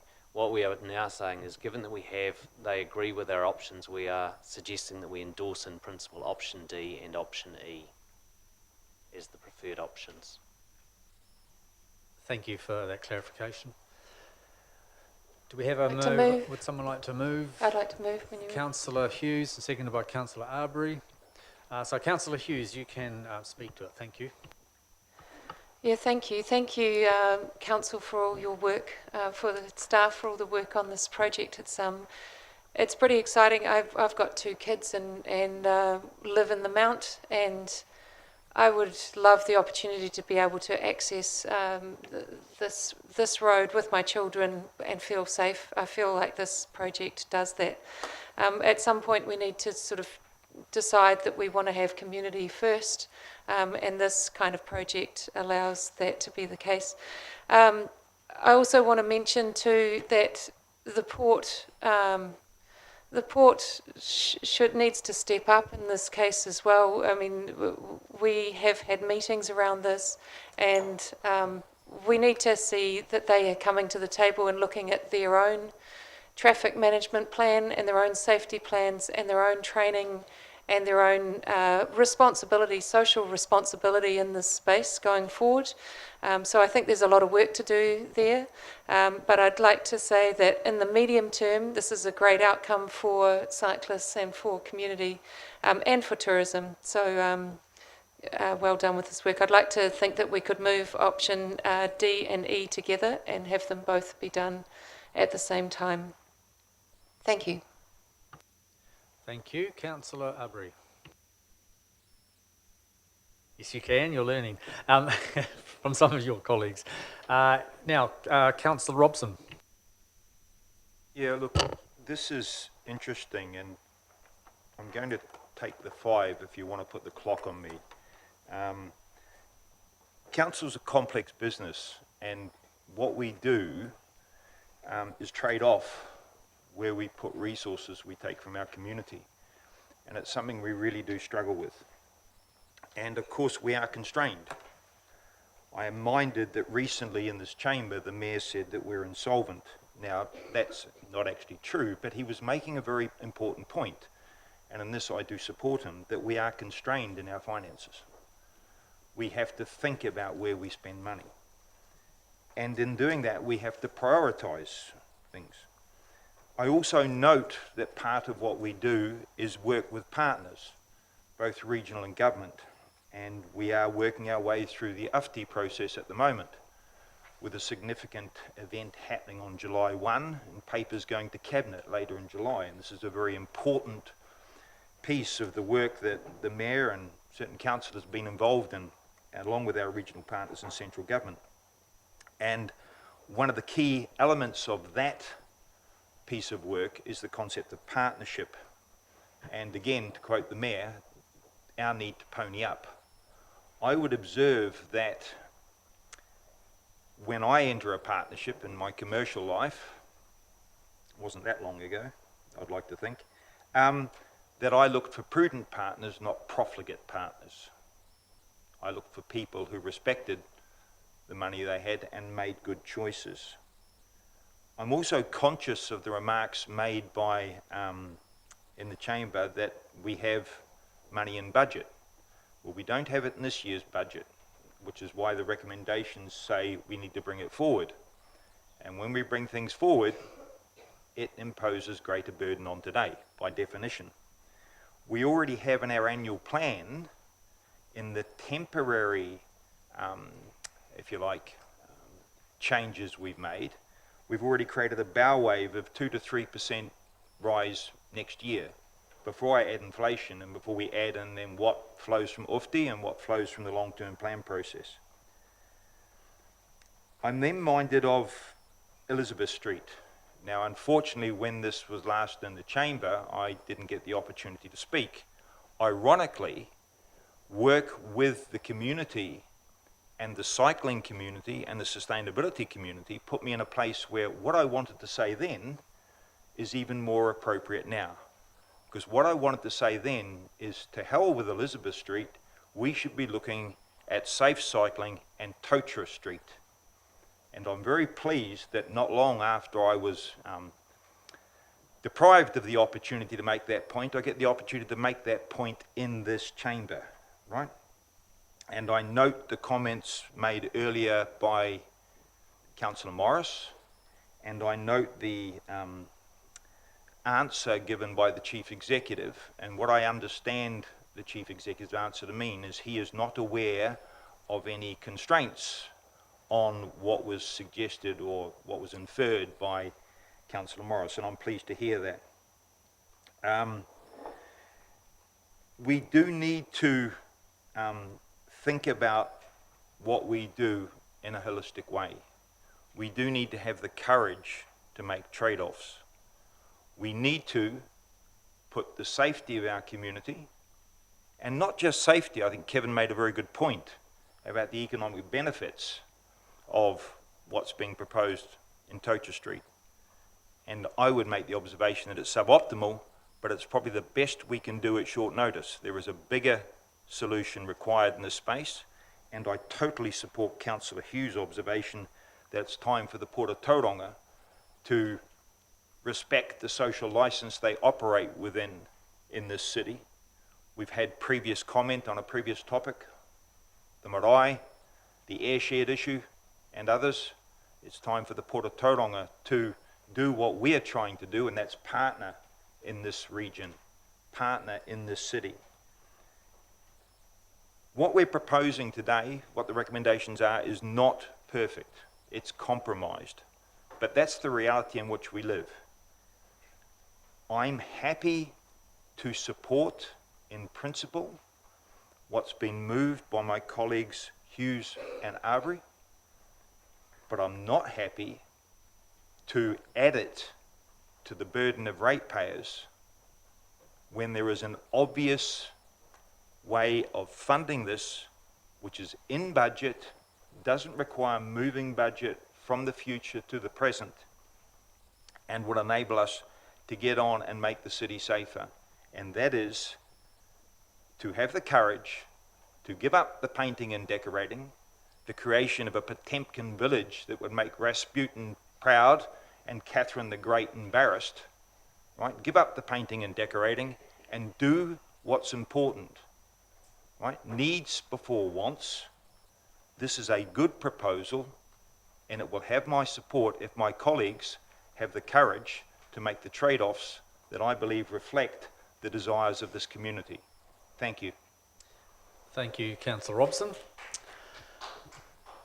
Now, any other speakers? Mayor Temby. I'm alarmed, to say the least, that we are using Elizabeth Street as a trade-off for the safety and, frankly, the death of a cyclist. I'm bewildered by this notion. And I'd strongly suggest to you, Councillor, that they be treated as discrete decisions. Combining them is mischievous, to say the least, but leveraging cycling safety to embark on an exercise of continual filibustering. But in reality, it's a notion designed to obstruct and yet again stop the progress of Tauranga City. We heard earlier on that the council has had an opportunity, some 6 years of it, to do something with Tautara Street, and it took a death for us to be here today. And here we find ourselves leveraging that in the most obscene of ways, in my view, to crib money from the development of Elizabeth Street to enhance a development which is not only our best in Tauranga City, and I'm talking about the farmers, just in case anybody's confused, but one of the best in the country, at a time when we desperately need to enhance and stimulate the CBD. I find it just unconscionable that we are here today talking about the death of a cyclist and therefore the remediation of the cycling ways on Tautara Street. And it will be supported by some, but only if we crib money away from Elizabeth Street.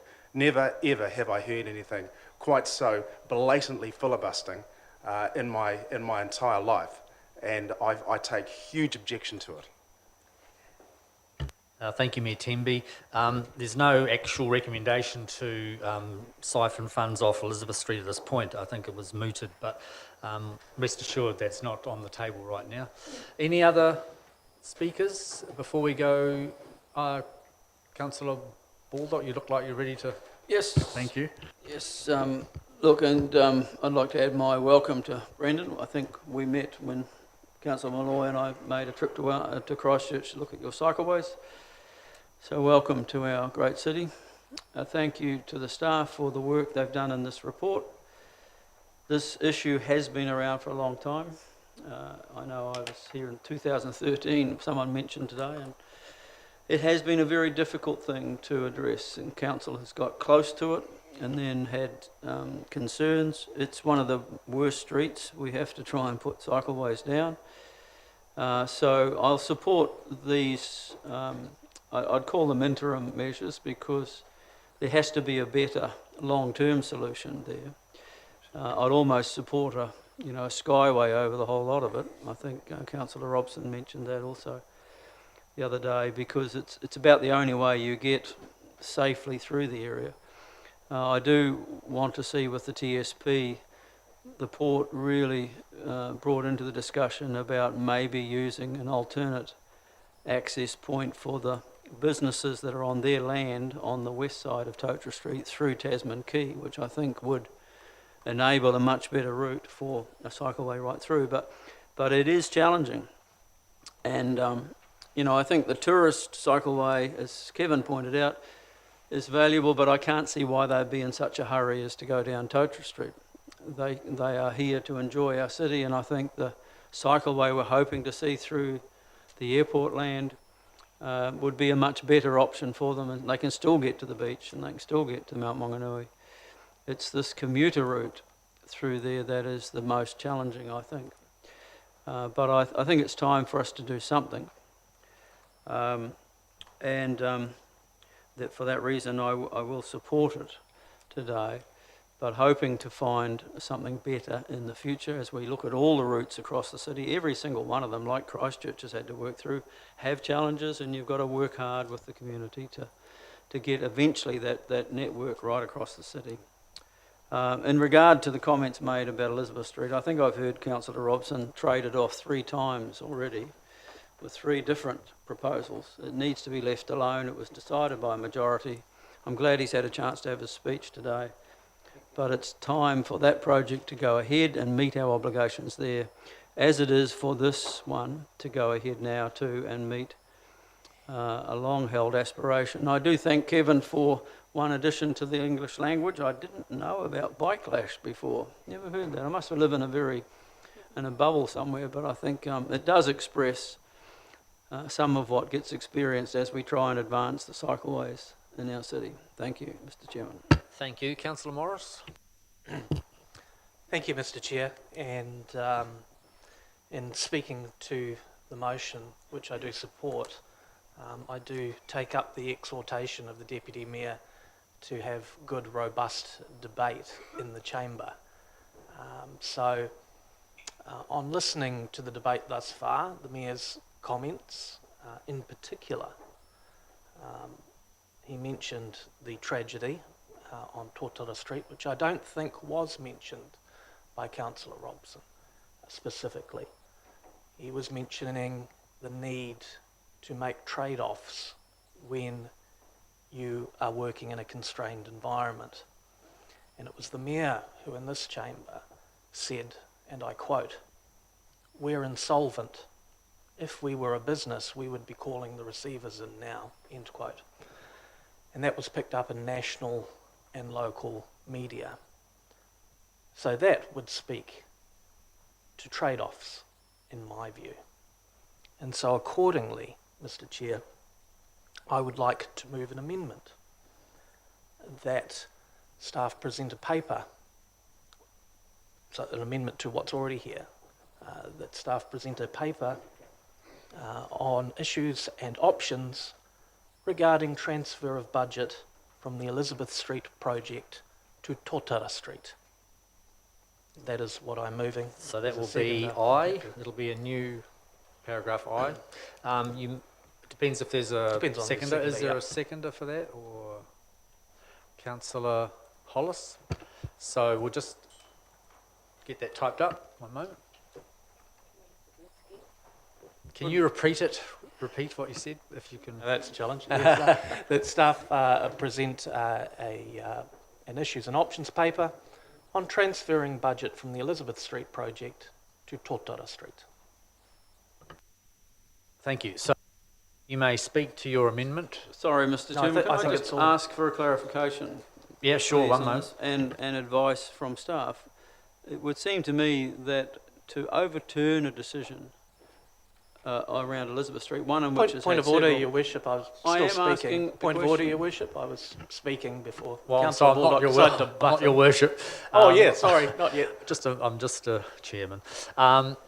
So yeah, I think I Councillor would've- Baldock can continue. Thank you. I would have thought that a notice of motion was the appropriate way to overturn a previous council decision, not an amendment in the midst of this process where we're bringing budget forward from something already agreed to. But I'd just like clarification of that from the Chief Executive, if I could. I would tend to agree. We already have a council decision that we are advancing. This proposed resolution doesn't necessarily unbundle that, but it will bring into question at some stage that decision. So on the basis of a very carefully worded resolution, I imagine we could proceed to complete a report and bring back. But perhaps if I just ask Paul how the annual plan decision making might actually impact on this regardless.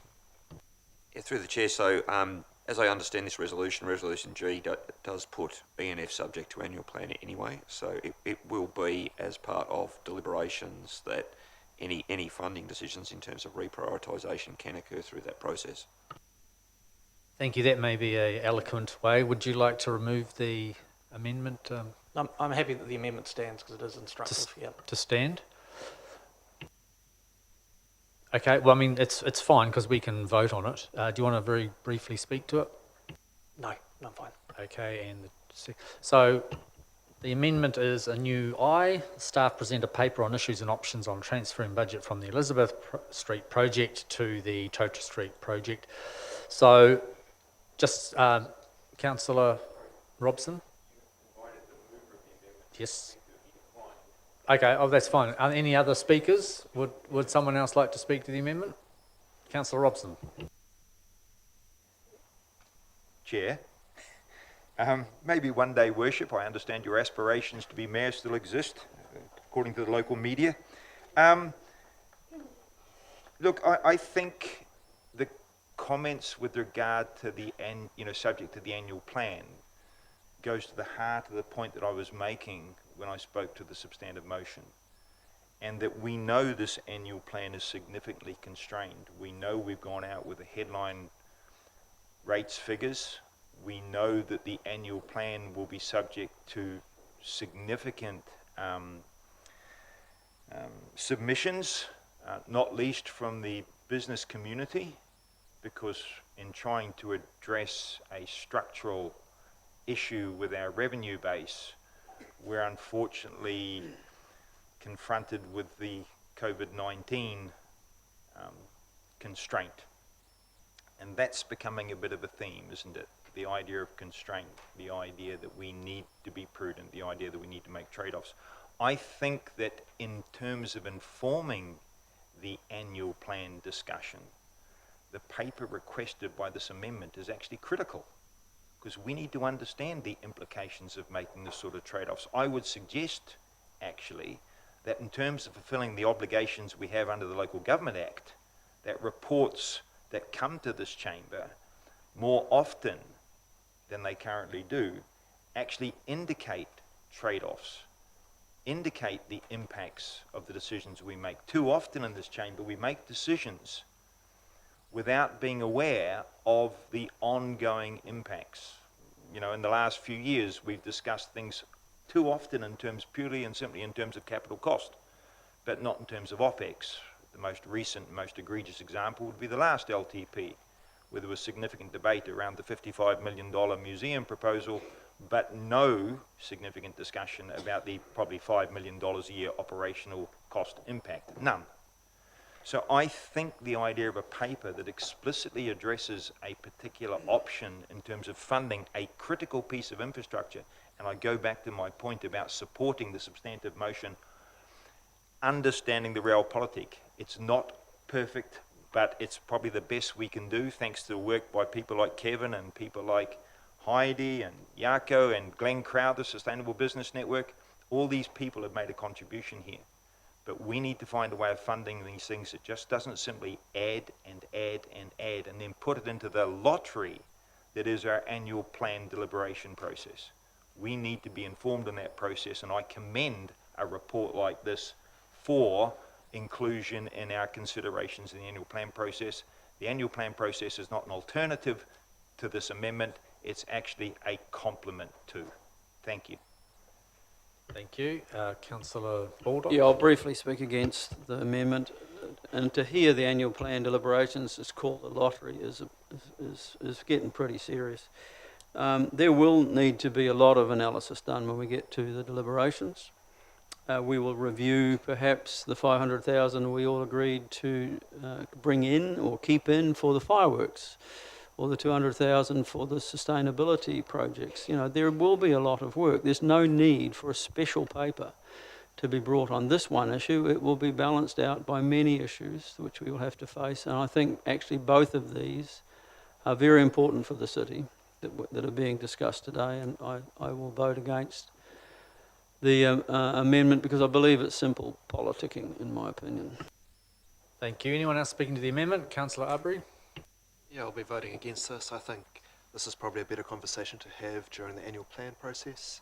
And just noting quickly that the delta between option A and option B that we were debating on Elizabeth Street was $1.5 million, or just under that. So I don't think transferring that budget is going to cover this project. So Point I of think we should find clarification some other. To the chair, the delta between the de minimis one and A or B is significantly larger than $1.5 million. Yeah, I believe you're right. I think the difference, you were looking at option A and B, the difference. My position misrepresented Thank or you. accidentally. Thank you. Okay, so any more discussion on the amendment? Councillor Granger? Yeah, I will be supporting the amendment. And simply this, is that we're taking the paint and the wallpaper and giving it to our basic needed, and it's critically needed infrastructure. And that's for our community. Thank you. Councillor Hollis?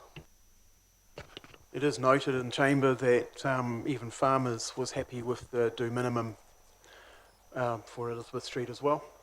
That they were happy enough. It was mentioned inside these chambers. So I support the motion if we can pull money out of the decorating that's going on there. I also want to make a point about growth and being against progress. I think that that comment is directed in the wrong way. I think it should be called smart, thoughtful growth, and I think we need to spend a lot more time with that middle word than the first one. Thank you. Sorry, Mr. Chair, can I finish my discussion? Oh, had you not finished? Yeah, I sort of got interrupted and then people jumped in and then conversation Okay, I'll let moved you have on. a couple more minutes. So I just wanted to say that I think trade-offs are important. We can't do everything we want to do, and the executive went through a process of really pushing down the numbers in the annual plan and working hard to find those trade-offs. And when I look at our levers available to us, by far the biggest one that I think our focus should be on is our infrastructure spend. So rather than spending hundreds of millions on Waiari, maybe look at the option of putting in smart meters and having demand-based pricing, so you can have a more sustainable way, potentially a cheaper way of delivering infrastructure. The same thing could potentially be applied to our wastewater services. So we're proposing to spend hundreds of millions of dollars there. So we really need to take a hard look at the big sums of money that we're spending, rather than always targeting the parks, which it's good to have those debates, but I don't think that's where the big levers are. Thank you. I think we've exhausted the discussion on the amendment, so I'll put the amendment. And Councillor Kitty, are you still there? Okay, thank you. Did you want to mention anything on the amendment?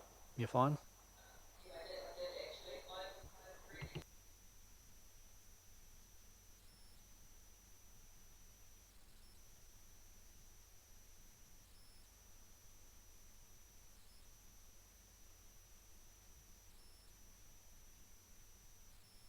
I am all for the amendment. I couldn't support it more strongly to support our community and its safety, especially down Totara Street. So thank you. I will be in support of the amendment.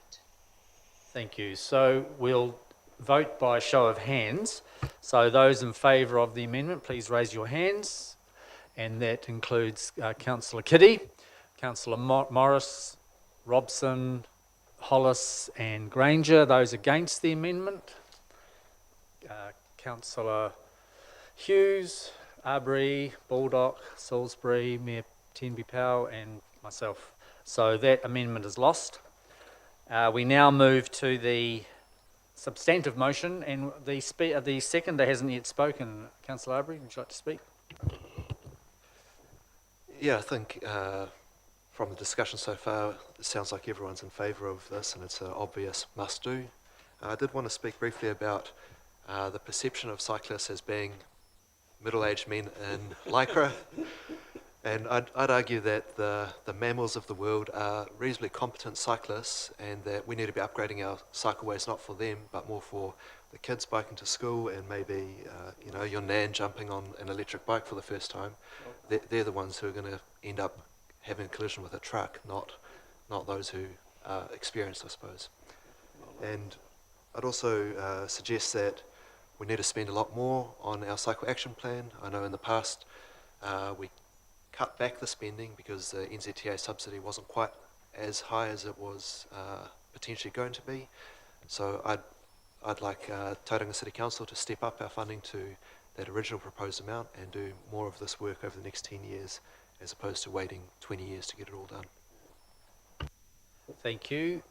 Would the mover like to have a right of reply? Oh, before you do, I'll certainly be supporting this, and I really appreciate the work that staff have done, and particularly getting NZTA to approve their funding as well, which is fantastic, which does lower the impost on the ratepayer. So, Councillor Hughes?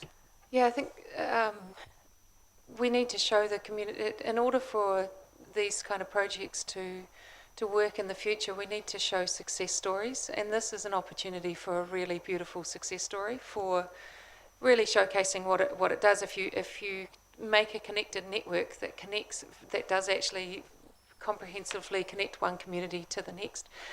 So I'm really looking forward to the opportunity of what that looks like and what that will mean in the future to getting more of our cycle network done faster. So I'll be supporting this. Thank you. So I will put the recommendations. All those in favour say aye. Aye. And against? No one. So that is carried unanimously. Thank you very much, councillors, for the debate. Thank you, Brendan and Karen, and Nick. Thank you. You want to say something? Thank you. Yes, I know Transport's had a lot of attention this morning, but I just wanted to introduce finally Russell Troop, who's our new manager, network operations. So he's an integral part of, or a critical part of the team maintaining and operating our network, and he's the second instalment of the team we're building up to deliver the TSP, the second instalment out of 4.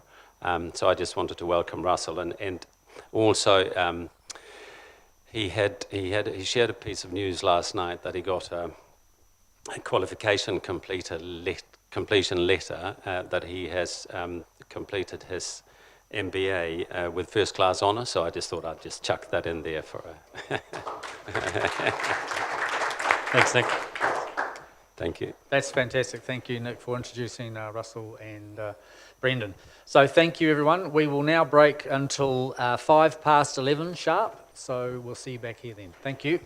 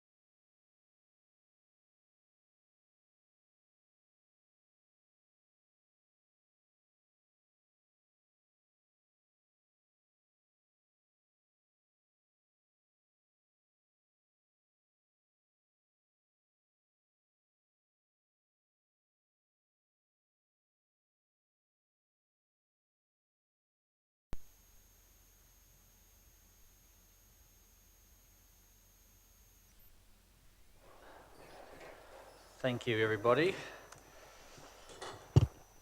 Okay, we are now moving to 8.2, which is the beachside Mount Holiday Park. And we've got JD Thomas and Fraser. Is Fraser? Yeah, Fraser, welcome. So you can perhaps just highlight the key points from your report, and then there'll be questions. Thank you. Do you have a presentation? Yeah, presentation. Thank you. Thanks, Paul. Through the chair, I'll just go over the highlights of the report and then take questions, particularly with we have JD from Property and Mark from the Holiday Park to answer further questions. So at the last long-term plan, decision was made to actually increase the number of cabins in the Holiday Park. Subsequent to that, Mark and Park Management have looked at basically changing the mix to accommodate those cabins, update the design of the park around different types of sites, different demand for what we're seeing for particularly longer sites for the use of camper vans, etc. Back in June 2019, it was reported to this committee the option was looking at taking or the removal of LTOs over a stepped process over a 2-year period, designed around increasing flexibility. Since that time, there's been ongoing conversations with a number of the LTO holders, and I think it's important to acknowledge that we do absolutely recognise that the LTOs do create a base level of income at the park. They are based on obviously occupancy over the whole year. We recognise that the park isn't full the entire year, therefore it's not a like-for-like comparison in terms of you remove one and you add revenue from the other. However, the decision or the recommendation that was made back then was based on looking at increased flexibility. You would need to have an increase in casual demand of a significant amount to fully recover the amount of LTO revenue lost. However, acknowledging that when we've looked at this, it's about accommodating the needs of the users of the park and not just a revenue picture. So it does obviously give a lot more people the capacity to use it, particularly through those peak times. The other thing I recognise is that the impacts of COVID has actually changed the landscape somewhat at the park. We are seeing a lot of demand from a domestic tourism perspective with the borders closed, acknowledging that 85% of people using it are actually from the domestic tourism sector, so that has increased. And the other thing we're likely to see coming through will be in a recessionary environment, the type of accommodation that the park offers is actually a very popular product, that it is actually a cheaper, more budget accommodation for the park. So we have listened to the LTO holders in terms of the original option that we presented back in June 19, which is the removal of all LTOs. That still remains as option 2 in the report. There's been another 2 options included. Option 1 is a reduction in the number of LTOs to 14. That was based on looking at more of the lower performing sites, and which there's effectively 38 sites that return less revenue than an LTO, reducing that by the number of community need that we have. So, for example, Matariki takes up sites for a period of time, and that was sitting as option 1. That was recommended by staff in terms of being able to create the flexibility. We have also added option 3 in there, and that is definitely workable as well. The issue that we have with this is that option 3 doesn't reduce any further the number of LTOs, so it does limit that flexibility, but obviously it does, as pointed out by the LTO holders, ensure that you do gain that revenue, and that revenue is locked in. So the recommendation is option 2 to give that flexibility, but we're not just looking at the financial performance on there. So option 3 is also a viable alternative that sits within there. And the key point around option 3 to stress, though, it does still require the movement of the LTOs to accommodate the cabins as they come on site. So there will be some movement of those sites to different sites within the park, which may not be as desirable as where they currently sit. So I'll take any questions, or Mark or JD can answer any questions. Thank you. Councillor Baldock. Sorry, just first one, Paul. You just said the recommended was option 2, but I thought it's Apologies, option one. 1. Okay, just clarifying that. I think it was either Doug or Jeff mentioned in their presentation that the park is only fully booked less than 10 days. Is that accurate? Because there may be one site still not booked. You know, what would be the fully booked? It seems to me a lot more booked than that. Can you clarify that? I might get Mark to answer that question. Yeah, basically the park's sort of booked from Boxing Day right through till about the 15th to the 16th of January. We've got no sites available. The rest of the time it's running around 85% over those months. But then we come into winter where we drop a bit further. Thank you. Question that I've got, in terms of annually reviewing the LTO sites, what sort of process do you go through? So, for example, if we were of a mind to keep the 29, and then next year we would come to review that, on what basis would you review that number and the specific sites? Is it depending on the uptake of the casual sites? How does it work? It works on revenue per site, so basically if we're getting more revenue of a casual site, we wouldn't look at doing a site holder site. If we're getting more revenue, or if we're not getting enough revenue, we'd relocate a site holder site to a non-performing site. So there's those couple of options that we look at, and of course the occupancy of the park over the year. In the last 12 months, we had an increase in occupancy to 5,000 for that year. The year before was 3,000. So over the last 3 years, the increases have been quite huge. Until this financial year with COVID and things like this, it's changed that a bit. Through the chair, if I just make one more comment on that one, is just that in talking about not just the bottom line of the park, and we don't have hard and fast data on this, but tourists coming into the park tend to be better and spend more, particularly because there's more of them coming through in terms of local business. So it's just one other relevant consideration in there. Thank you. Councillor Arbery. Yeah, I'm just happy to move the recommendations at the appropriate time. I did actually have an alternative presented to me before, so thank you. But I do have a question. How important is it that the caravans themselves of the LTOs are sort of warrant worthy? Because there's mention here about every year you would undertake an inspection, is that right? And how many of the current ones would not be warrant worthy?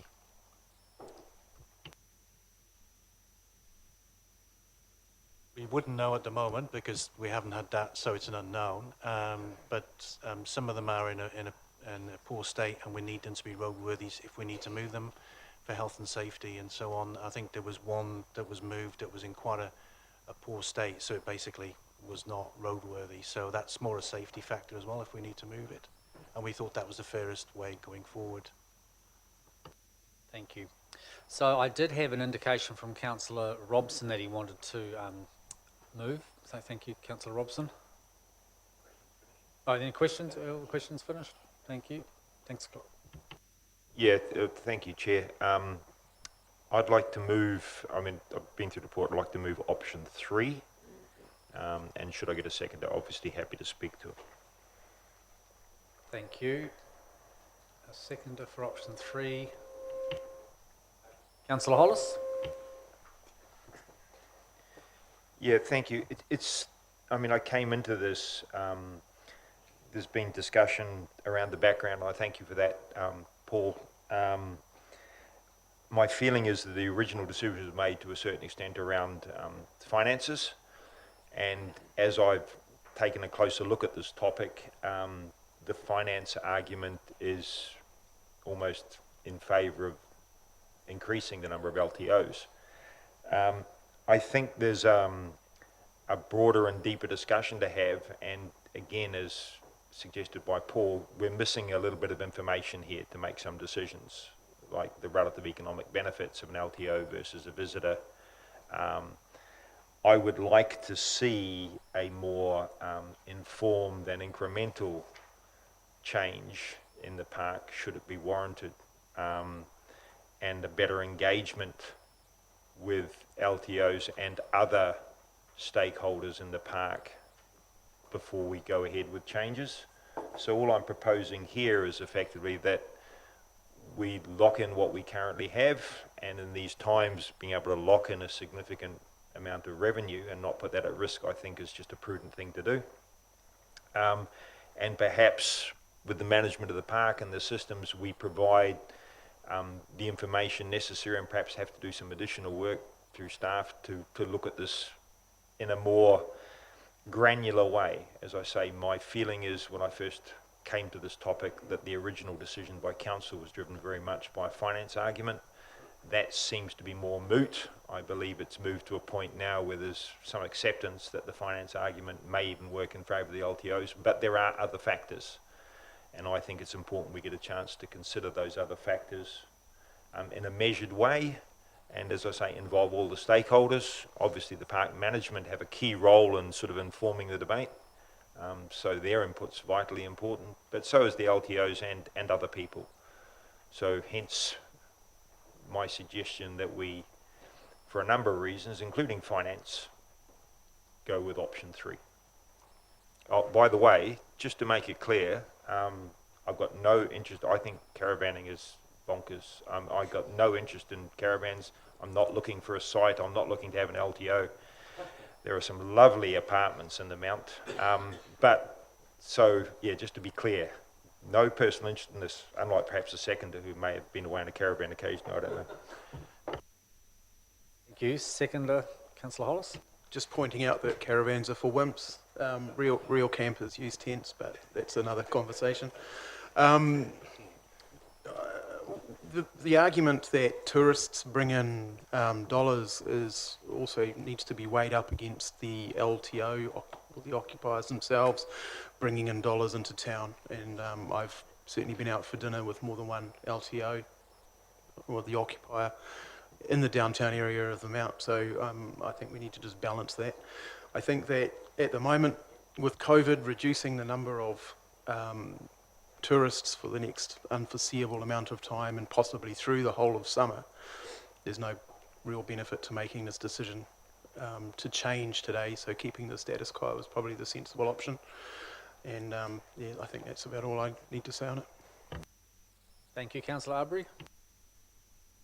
Yeah, so just a point of clarification before I talk. So when would these changes be made if we go with an option that's not option 3? We've got 20 days notice to advise everybody, so in 20 days' time. Through the chair, if I could just clarify, even if option 3 does need some changes, because it still does need to have some changes so we can actually get the cabins in place, which we're looking to do for the next summer season. So that will need to be worked on.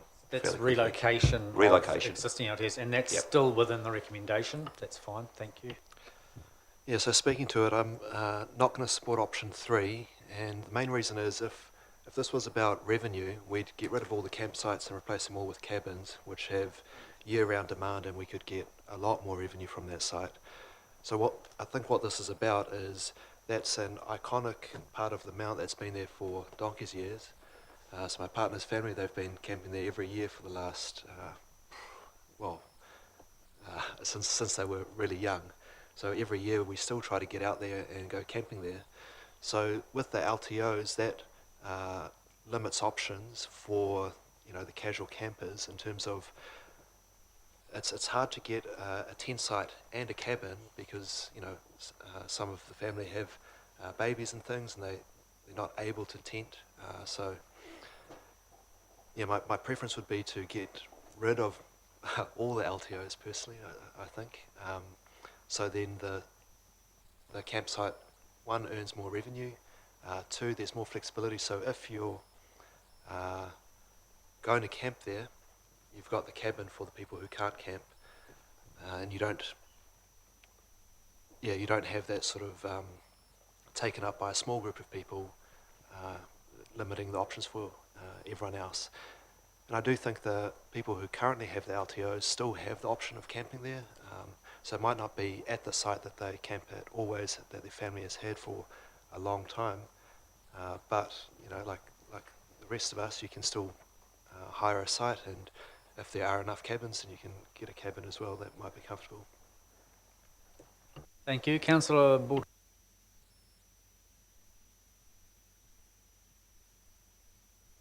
I only heard the ball, but I see. Yeah, similar to Councillor Arbery, I will not support option 3, and if this fails, then I would be seconding his original motion for option 1. Look, I think we've worked through this for some time. It's not just a financial issue, as some have said.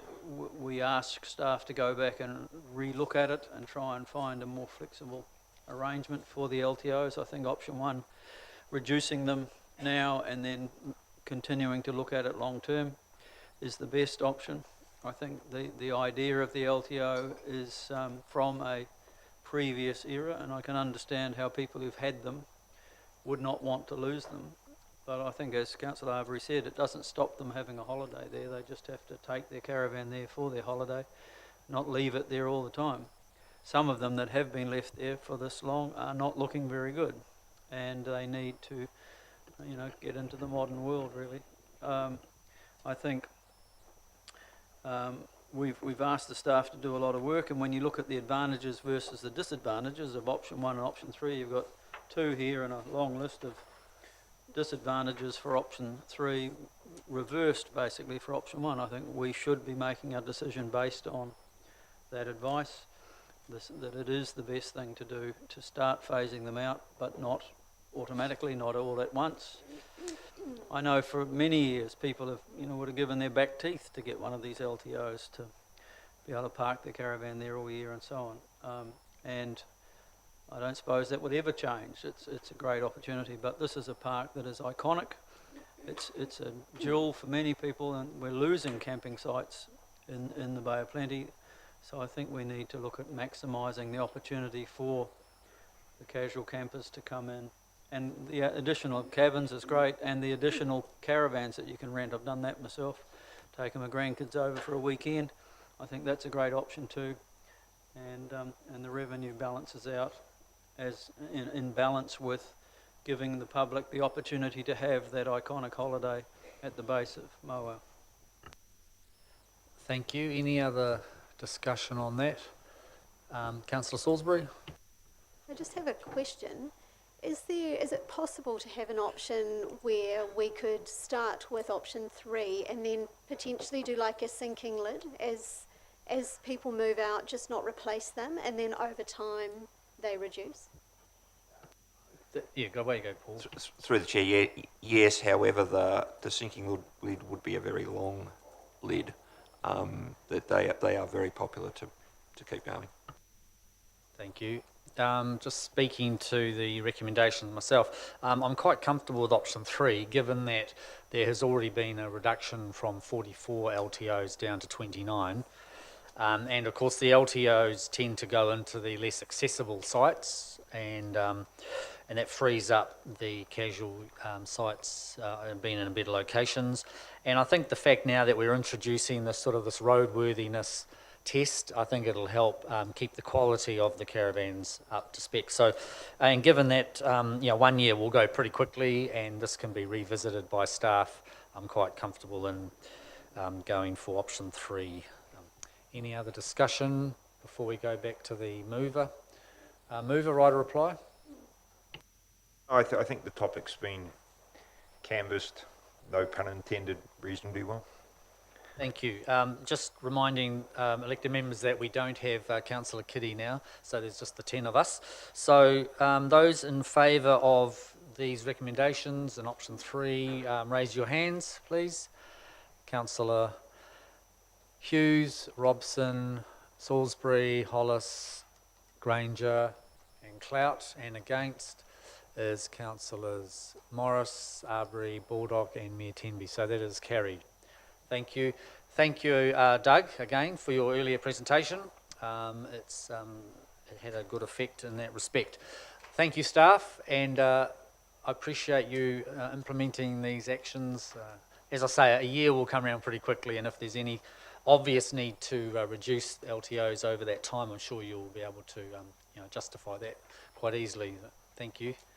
Anyone else? Thank you. Thanks very much. We now move to the executive report, agenda 8.3, and noting that there is one extra recommendation which we'll put on the screen at the right time, not immediately. So,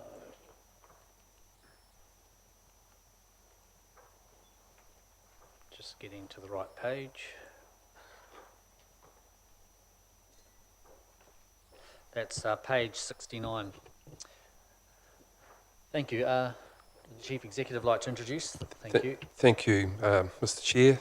Through you, this is a consolidation of what normally would be individual general manager reports. So, just in the spirit of trying to, I think, consolidate and improve information to councillors, this is an approach that we are trialling, and so we'll take the report as read, and hopefully it's sort of pitched at the right level for councils to engage with and extract sufficient information. So if we perhaps just work through the report under your guidance. Thank you.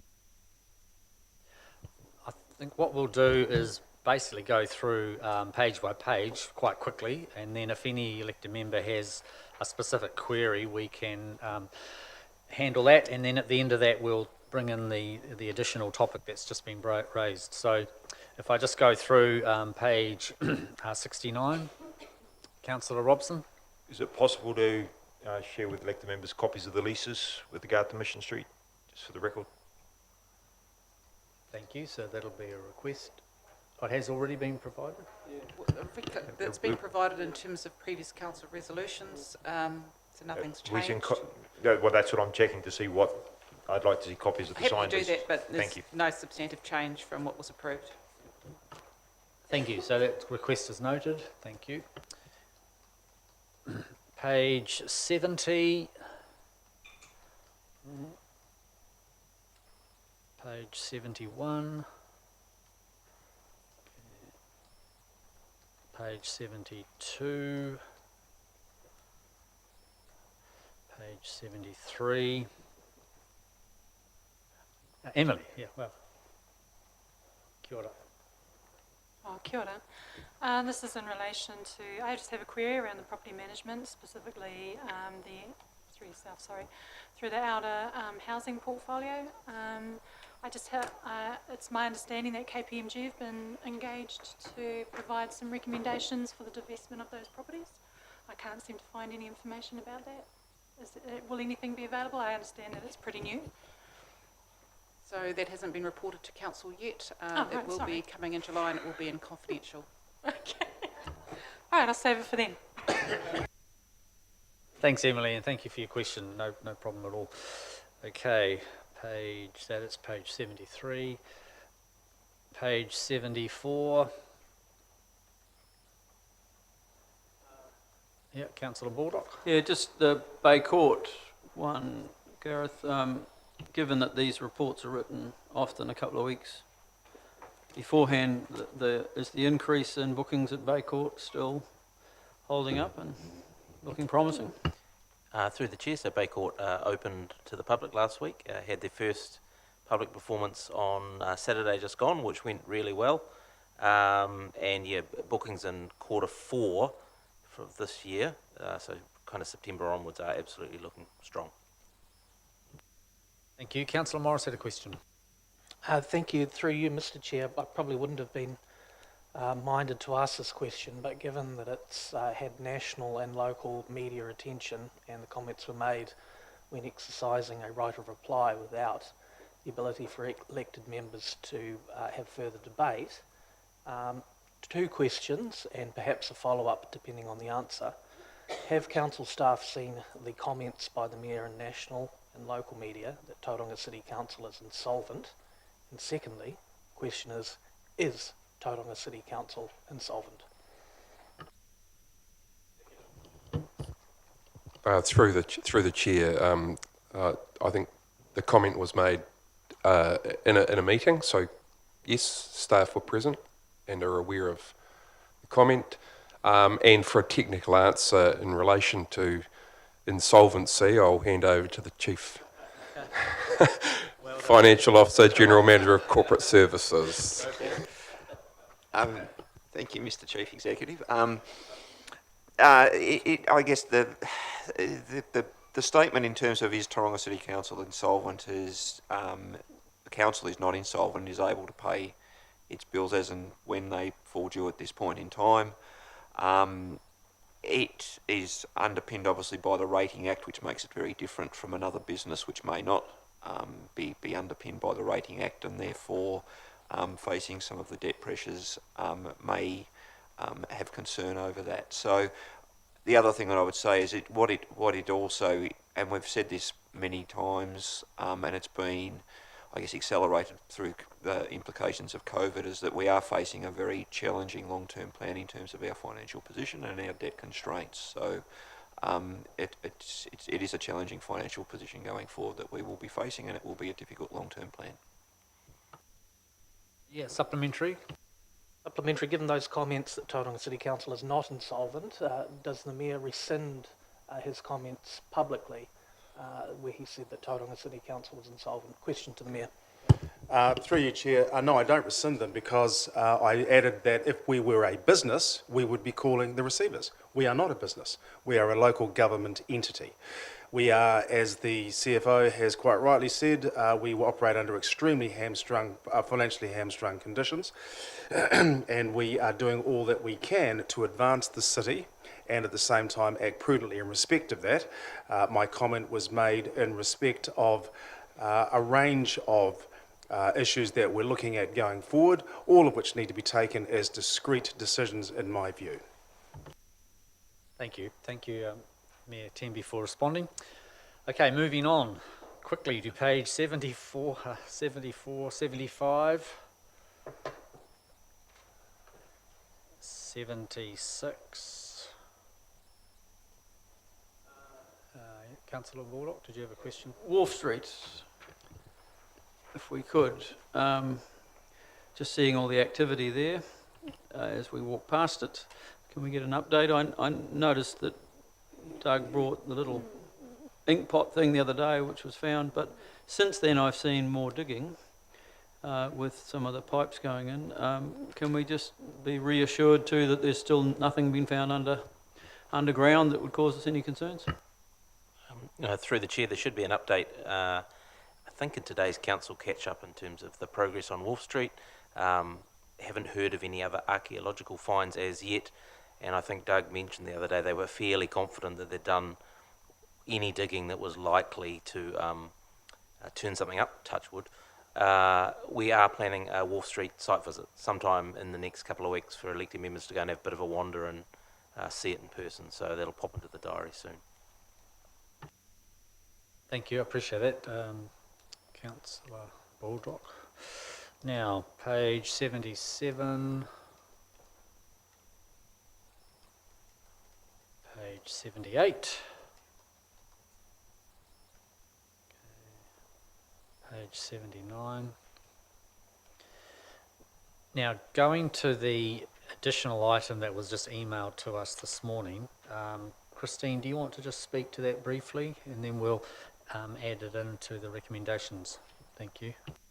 To do that, so as you can see, the item relates to the Community Facilities Fund that the lotteries have available. It provides for an opportunity of funding up to 600,000. There was previous discussion around funding sources for the aquatics and recreational facility on Memorial Park. That was proposed by Bay Venues Limited. In terms of the needs assessments that was completed, it came up as one of the priority projects and also would support intensification. there was some debate at the time about elected members whether or not it was a priority in terms of your overall fiscal investment. So we're just noting that the opportunity is here for potentially a joint shared funding package with TCC, putting 150,000 in, re-engaging with TECT, and then putting an application into the Lotteries Fund. Really needed relatively quick decision because the application round closes in August, and clearly there's some time needed to actually put a high quality application in. So if the elected members were minded that this is something that you wanted to move forward so that it could flow through into the LTP, it is providing alternative funding sources. Thank you, Christine. So that will be a new recommendation D. But before we move to those other recommendations, Nick, would you like to speak briefly to recommendation B, which is the Tamunga Wastewater Treatment Plant Bioreactor number 2, and then followed by Gareth? Thank you. Yeah, so, well, briefly, I hope the request for the exemption is self-explanatory, so I'm happy to take any questions on that if there are. Any questions on that? No, thank you. Gareth, just relating to recommendation C. So I think we circulated some information in Council Catch-up a couple of weeks ago. We'd like to involve a couple of elected members on the project governance group for the Manawa Falls project. Councillors Robson and Salisbury were approached and are happy to help. So it's just getting endorsement from this group that you were comfortable for that to continue. Thank you. So given that we've had the discussion on that paper, would someone like to move A to D? Councillor Baldock, seconded by Councillor Robson. Councillor Baldock, would you like to speak to it? Yeah, I think these reports are really good. I like the new format. We get, I think, what we need to hear and see about and ask questions about. So that's a good way forward. The open B is a pretty much no-brainer. I think we've got to get on with that.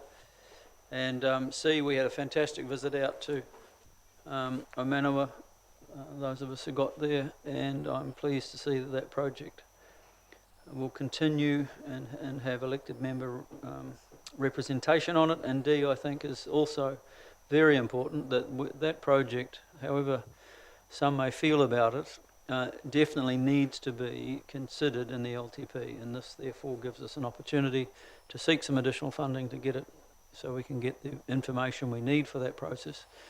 And so I support the addition of D. Thank you. Councillor Robson, a seconder.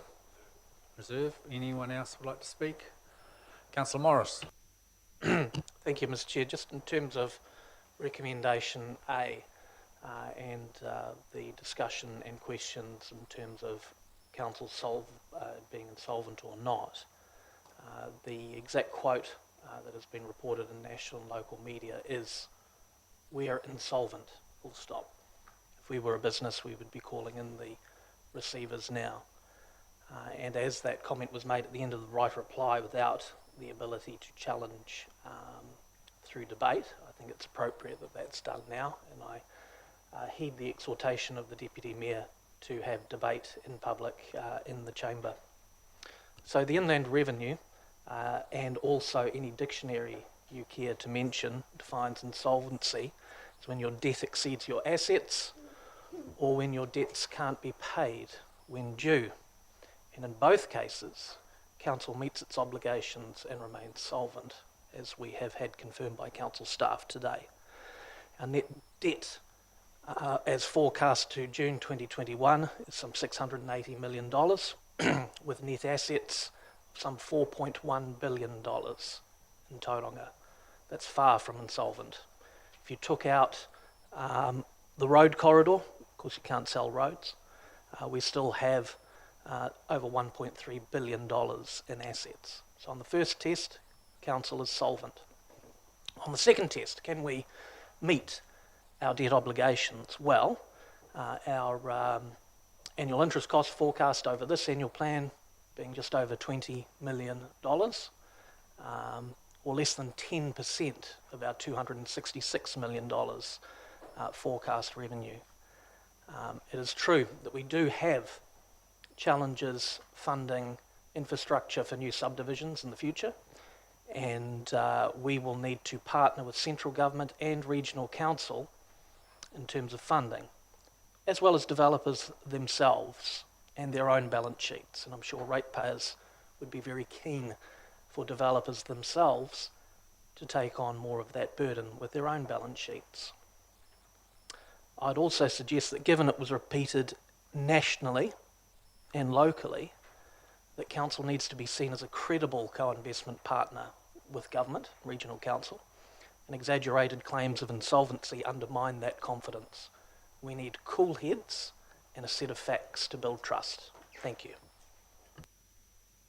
Thank you, Councillor Morris. Councillor Arbery.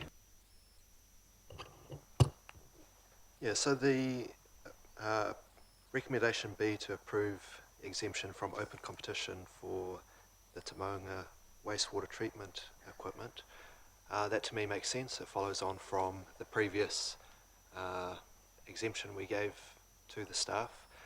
But my expectation is for the civil works that we would go through a tendering process that allows multiple contractors to bid on that work. For the other two items, obviously endorse these two to sit on the Manawa governance board. That makes good sense. And recommendation D, if we can find extra revenue sources or funding sources, then we should be looking to grab that with both hands. So happy to support the recommendations. Thank you. Any other? Emily.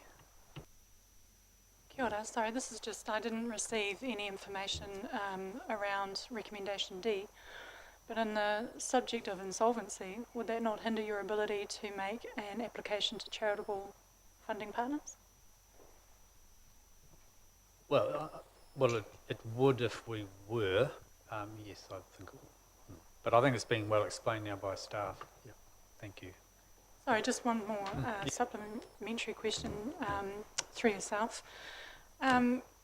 Around the application to charitable funding partners, has a consideration been made to the impact that that'll have on other charitable organisations that access those funding sources?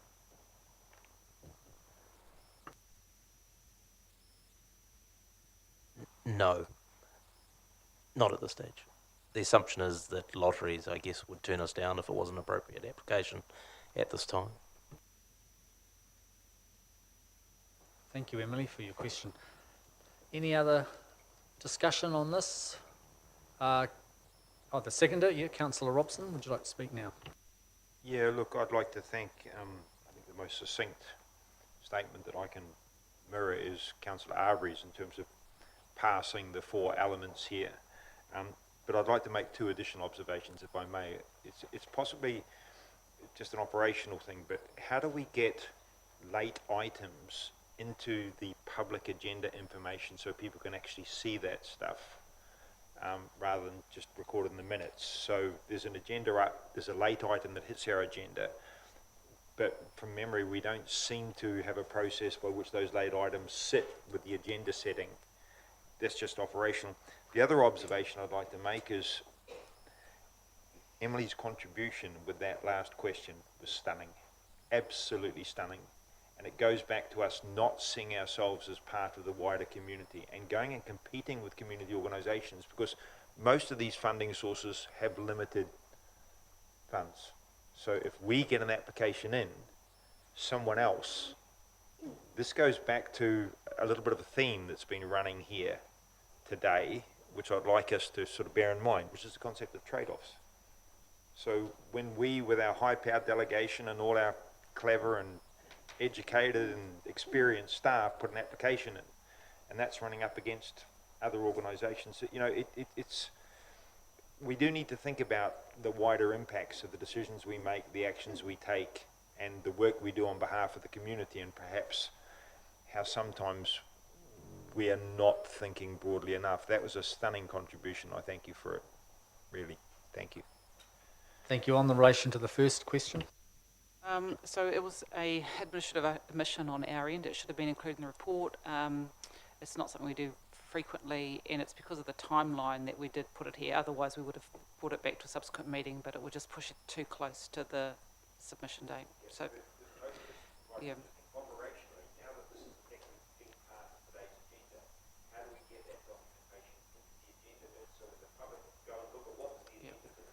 Yep. Thank you. Very good question. Essentially, any written information, despite the fact that you may have received it digitally, will be treated as a tabled document and/or item, and it will be included and loaded up to Stella, and also put on the website with the other agenda. Just in relation to the other aspect about the Lotteries Community Trust or Fund. Essentially, that fund is set up for this type of facility, and so I'm sure that the development of this and similar types of facilities throughout the country is very much within the criteria that they would be seeking applications for. Thank you. Any other discussion on this, Councillor Baldock? Quite a reply. Just briefly, I thank you, Chief Executive, for those comments. We're making application on behalf of our community, and I think the decision makers there will be able to sort out whether we're worthy or not as they balance up all those things they have to do. But I do think it's a worthy application to make. Sometimes they are biased against councils because they think we should just simply rate our people and do stuff. But it is, that whole project is, we're not seeking funding for a pipe in the ground, we're seeking funding for a community facility that will benefit the city and the residents for some time. Secondly and lastly, just look, we're having some robust debate here this morning. I know the Deputy Mayor's comments have been repeated by several. I just wish the debate would be focused on what was on the agenda and not some other things being dragged in. But I'm certainly up for the robust debate as we go forward. Thank you, Mr. Chairman. Thank you. There's no doubt about that, Councillor Baldock. So thank you. I'll put that. All those in favour say aye. Aye. Against? Carried. Thank you very much, and thank you to the Executive for putting that report together. And our last item on the open agenda is the waste activity update. So we have Catherine Taylor, is that right? Is Catherine here? Yes, we've got Catherine Taylor, Rebecca Maiden and Rob Goldsby representing Thank you. So as subject matter experts. Please come forward. Thank you. So again, taking it as read, if that's okay, and happy to pass any questions on to the team of subject matter experts here. Thank you very much. Councillor Robson. Thank you. So there were no questions. Councillor Baldock?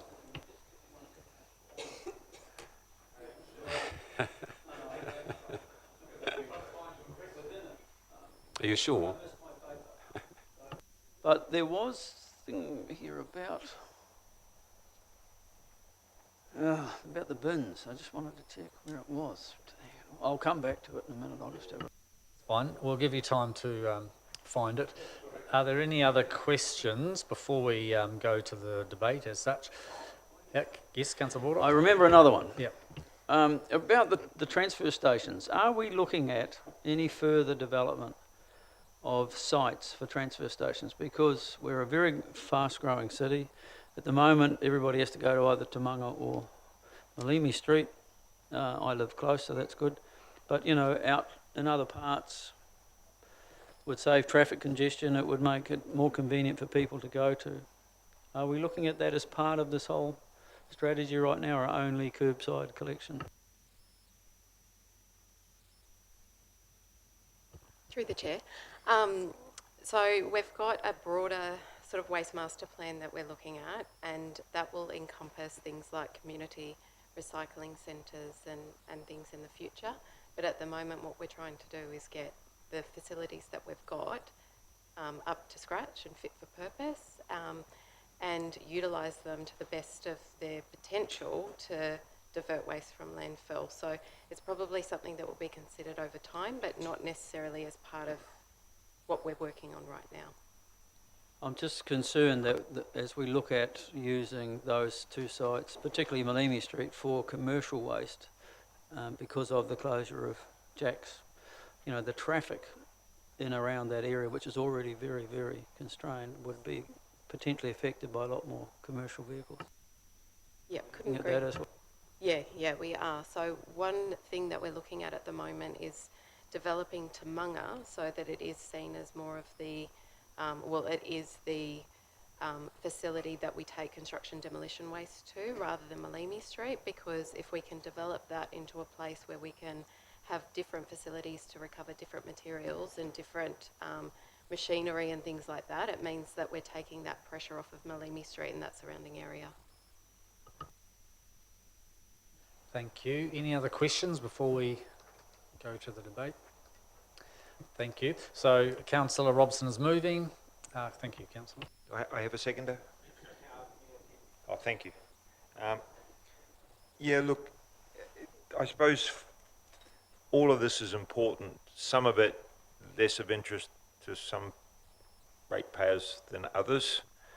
The big topic is curbside. So I just wanted to take the opportunity to reassure residents that conversations I've heard or been party to, or discussions internally inside this organisation, suggest to me that staff are well across all the community concerns, recognise them and are seeking to address them. So to anyone who's listening, hi Rob, to anyone who's listening, please be assured that staff have heard everything that's been said in the community, hi Philip, and they are taking it on board.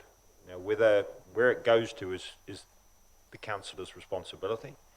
But I just wanted to make that point very clearly. Thank you for a comprehensive report. This is a major area for us in terms of the sustainability of our city. I was somewhat concerned that Councillor Baldock was going to start suggesting 4-laning Malimi Street to cope with the work, but there was a better solution out there somewhere. It's one of those things that we don't think about, and it's one of those things that unfortunately we don't have as much control over as a council as we'd like to have. The whole circular economy construct requires the government to, as I put it in a recent Zoom meeting, get its biosolids together and put in place the sort of legislation that would help us work effectively at this end. But there are some things we can control, and I think we do a reasonably good job within constraints. And it's back to that again. But thank you, staff. Comprehensive report. I'm confident, thanks to the conversations and the words that I'm hearing from staff. So I commend this report. Thank you. Thank you. Any other discussion? Yeah, Timby, do you want to? Chair, look, I just wanted to thank the staff as well. Great job on all this. It's very important that we move ahead with our whole curbside capability, the sustainability, recycling. It's all great work that you've done. And I have to say, whenever I see those black rubbish bags, surrounding the neighbourhoods on rubbish collection day, I cringe. So I commend you on what you're proposing here. Thank you, Chair. Thank you. Any other discussion? I'll put that. All those in favour say aye. Aye. Against? Carried. Thank you, Rebecca, Catherine, Rob. Appreciate your efforts in this space. Thank you. There's no late items, so I will move that we go into public excluded. Can I have a seconder, please? Councillor Baldock. I'll put that. All those in favour say aye. Aye. Against? Carried.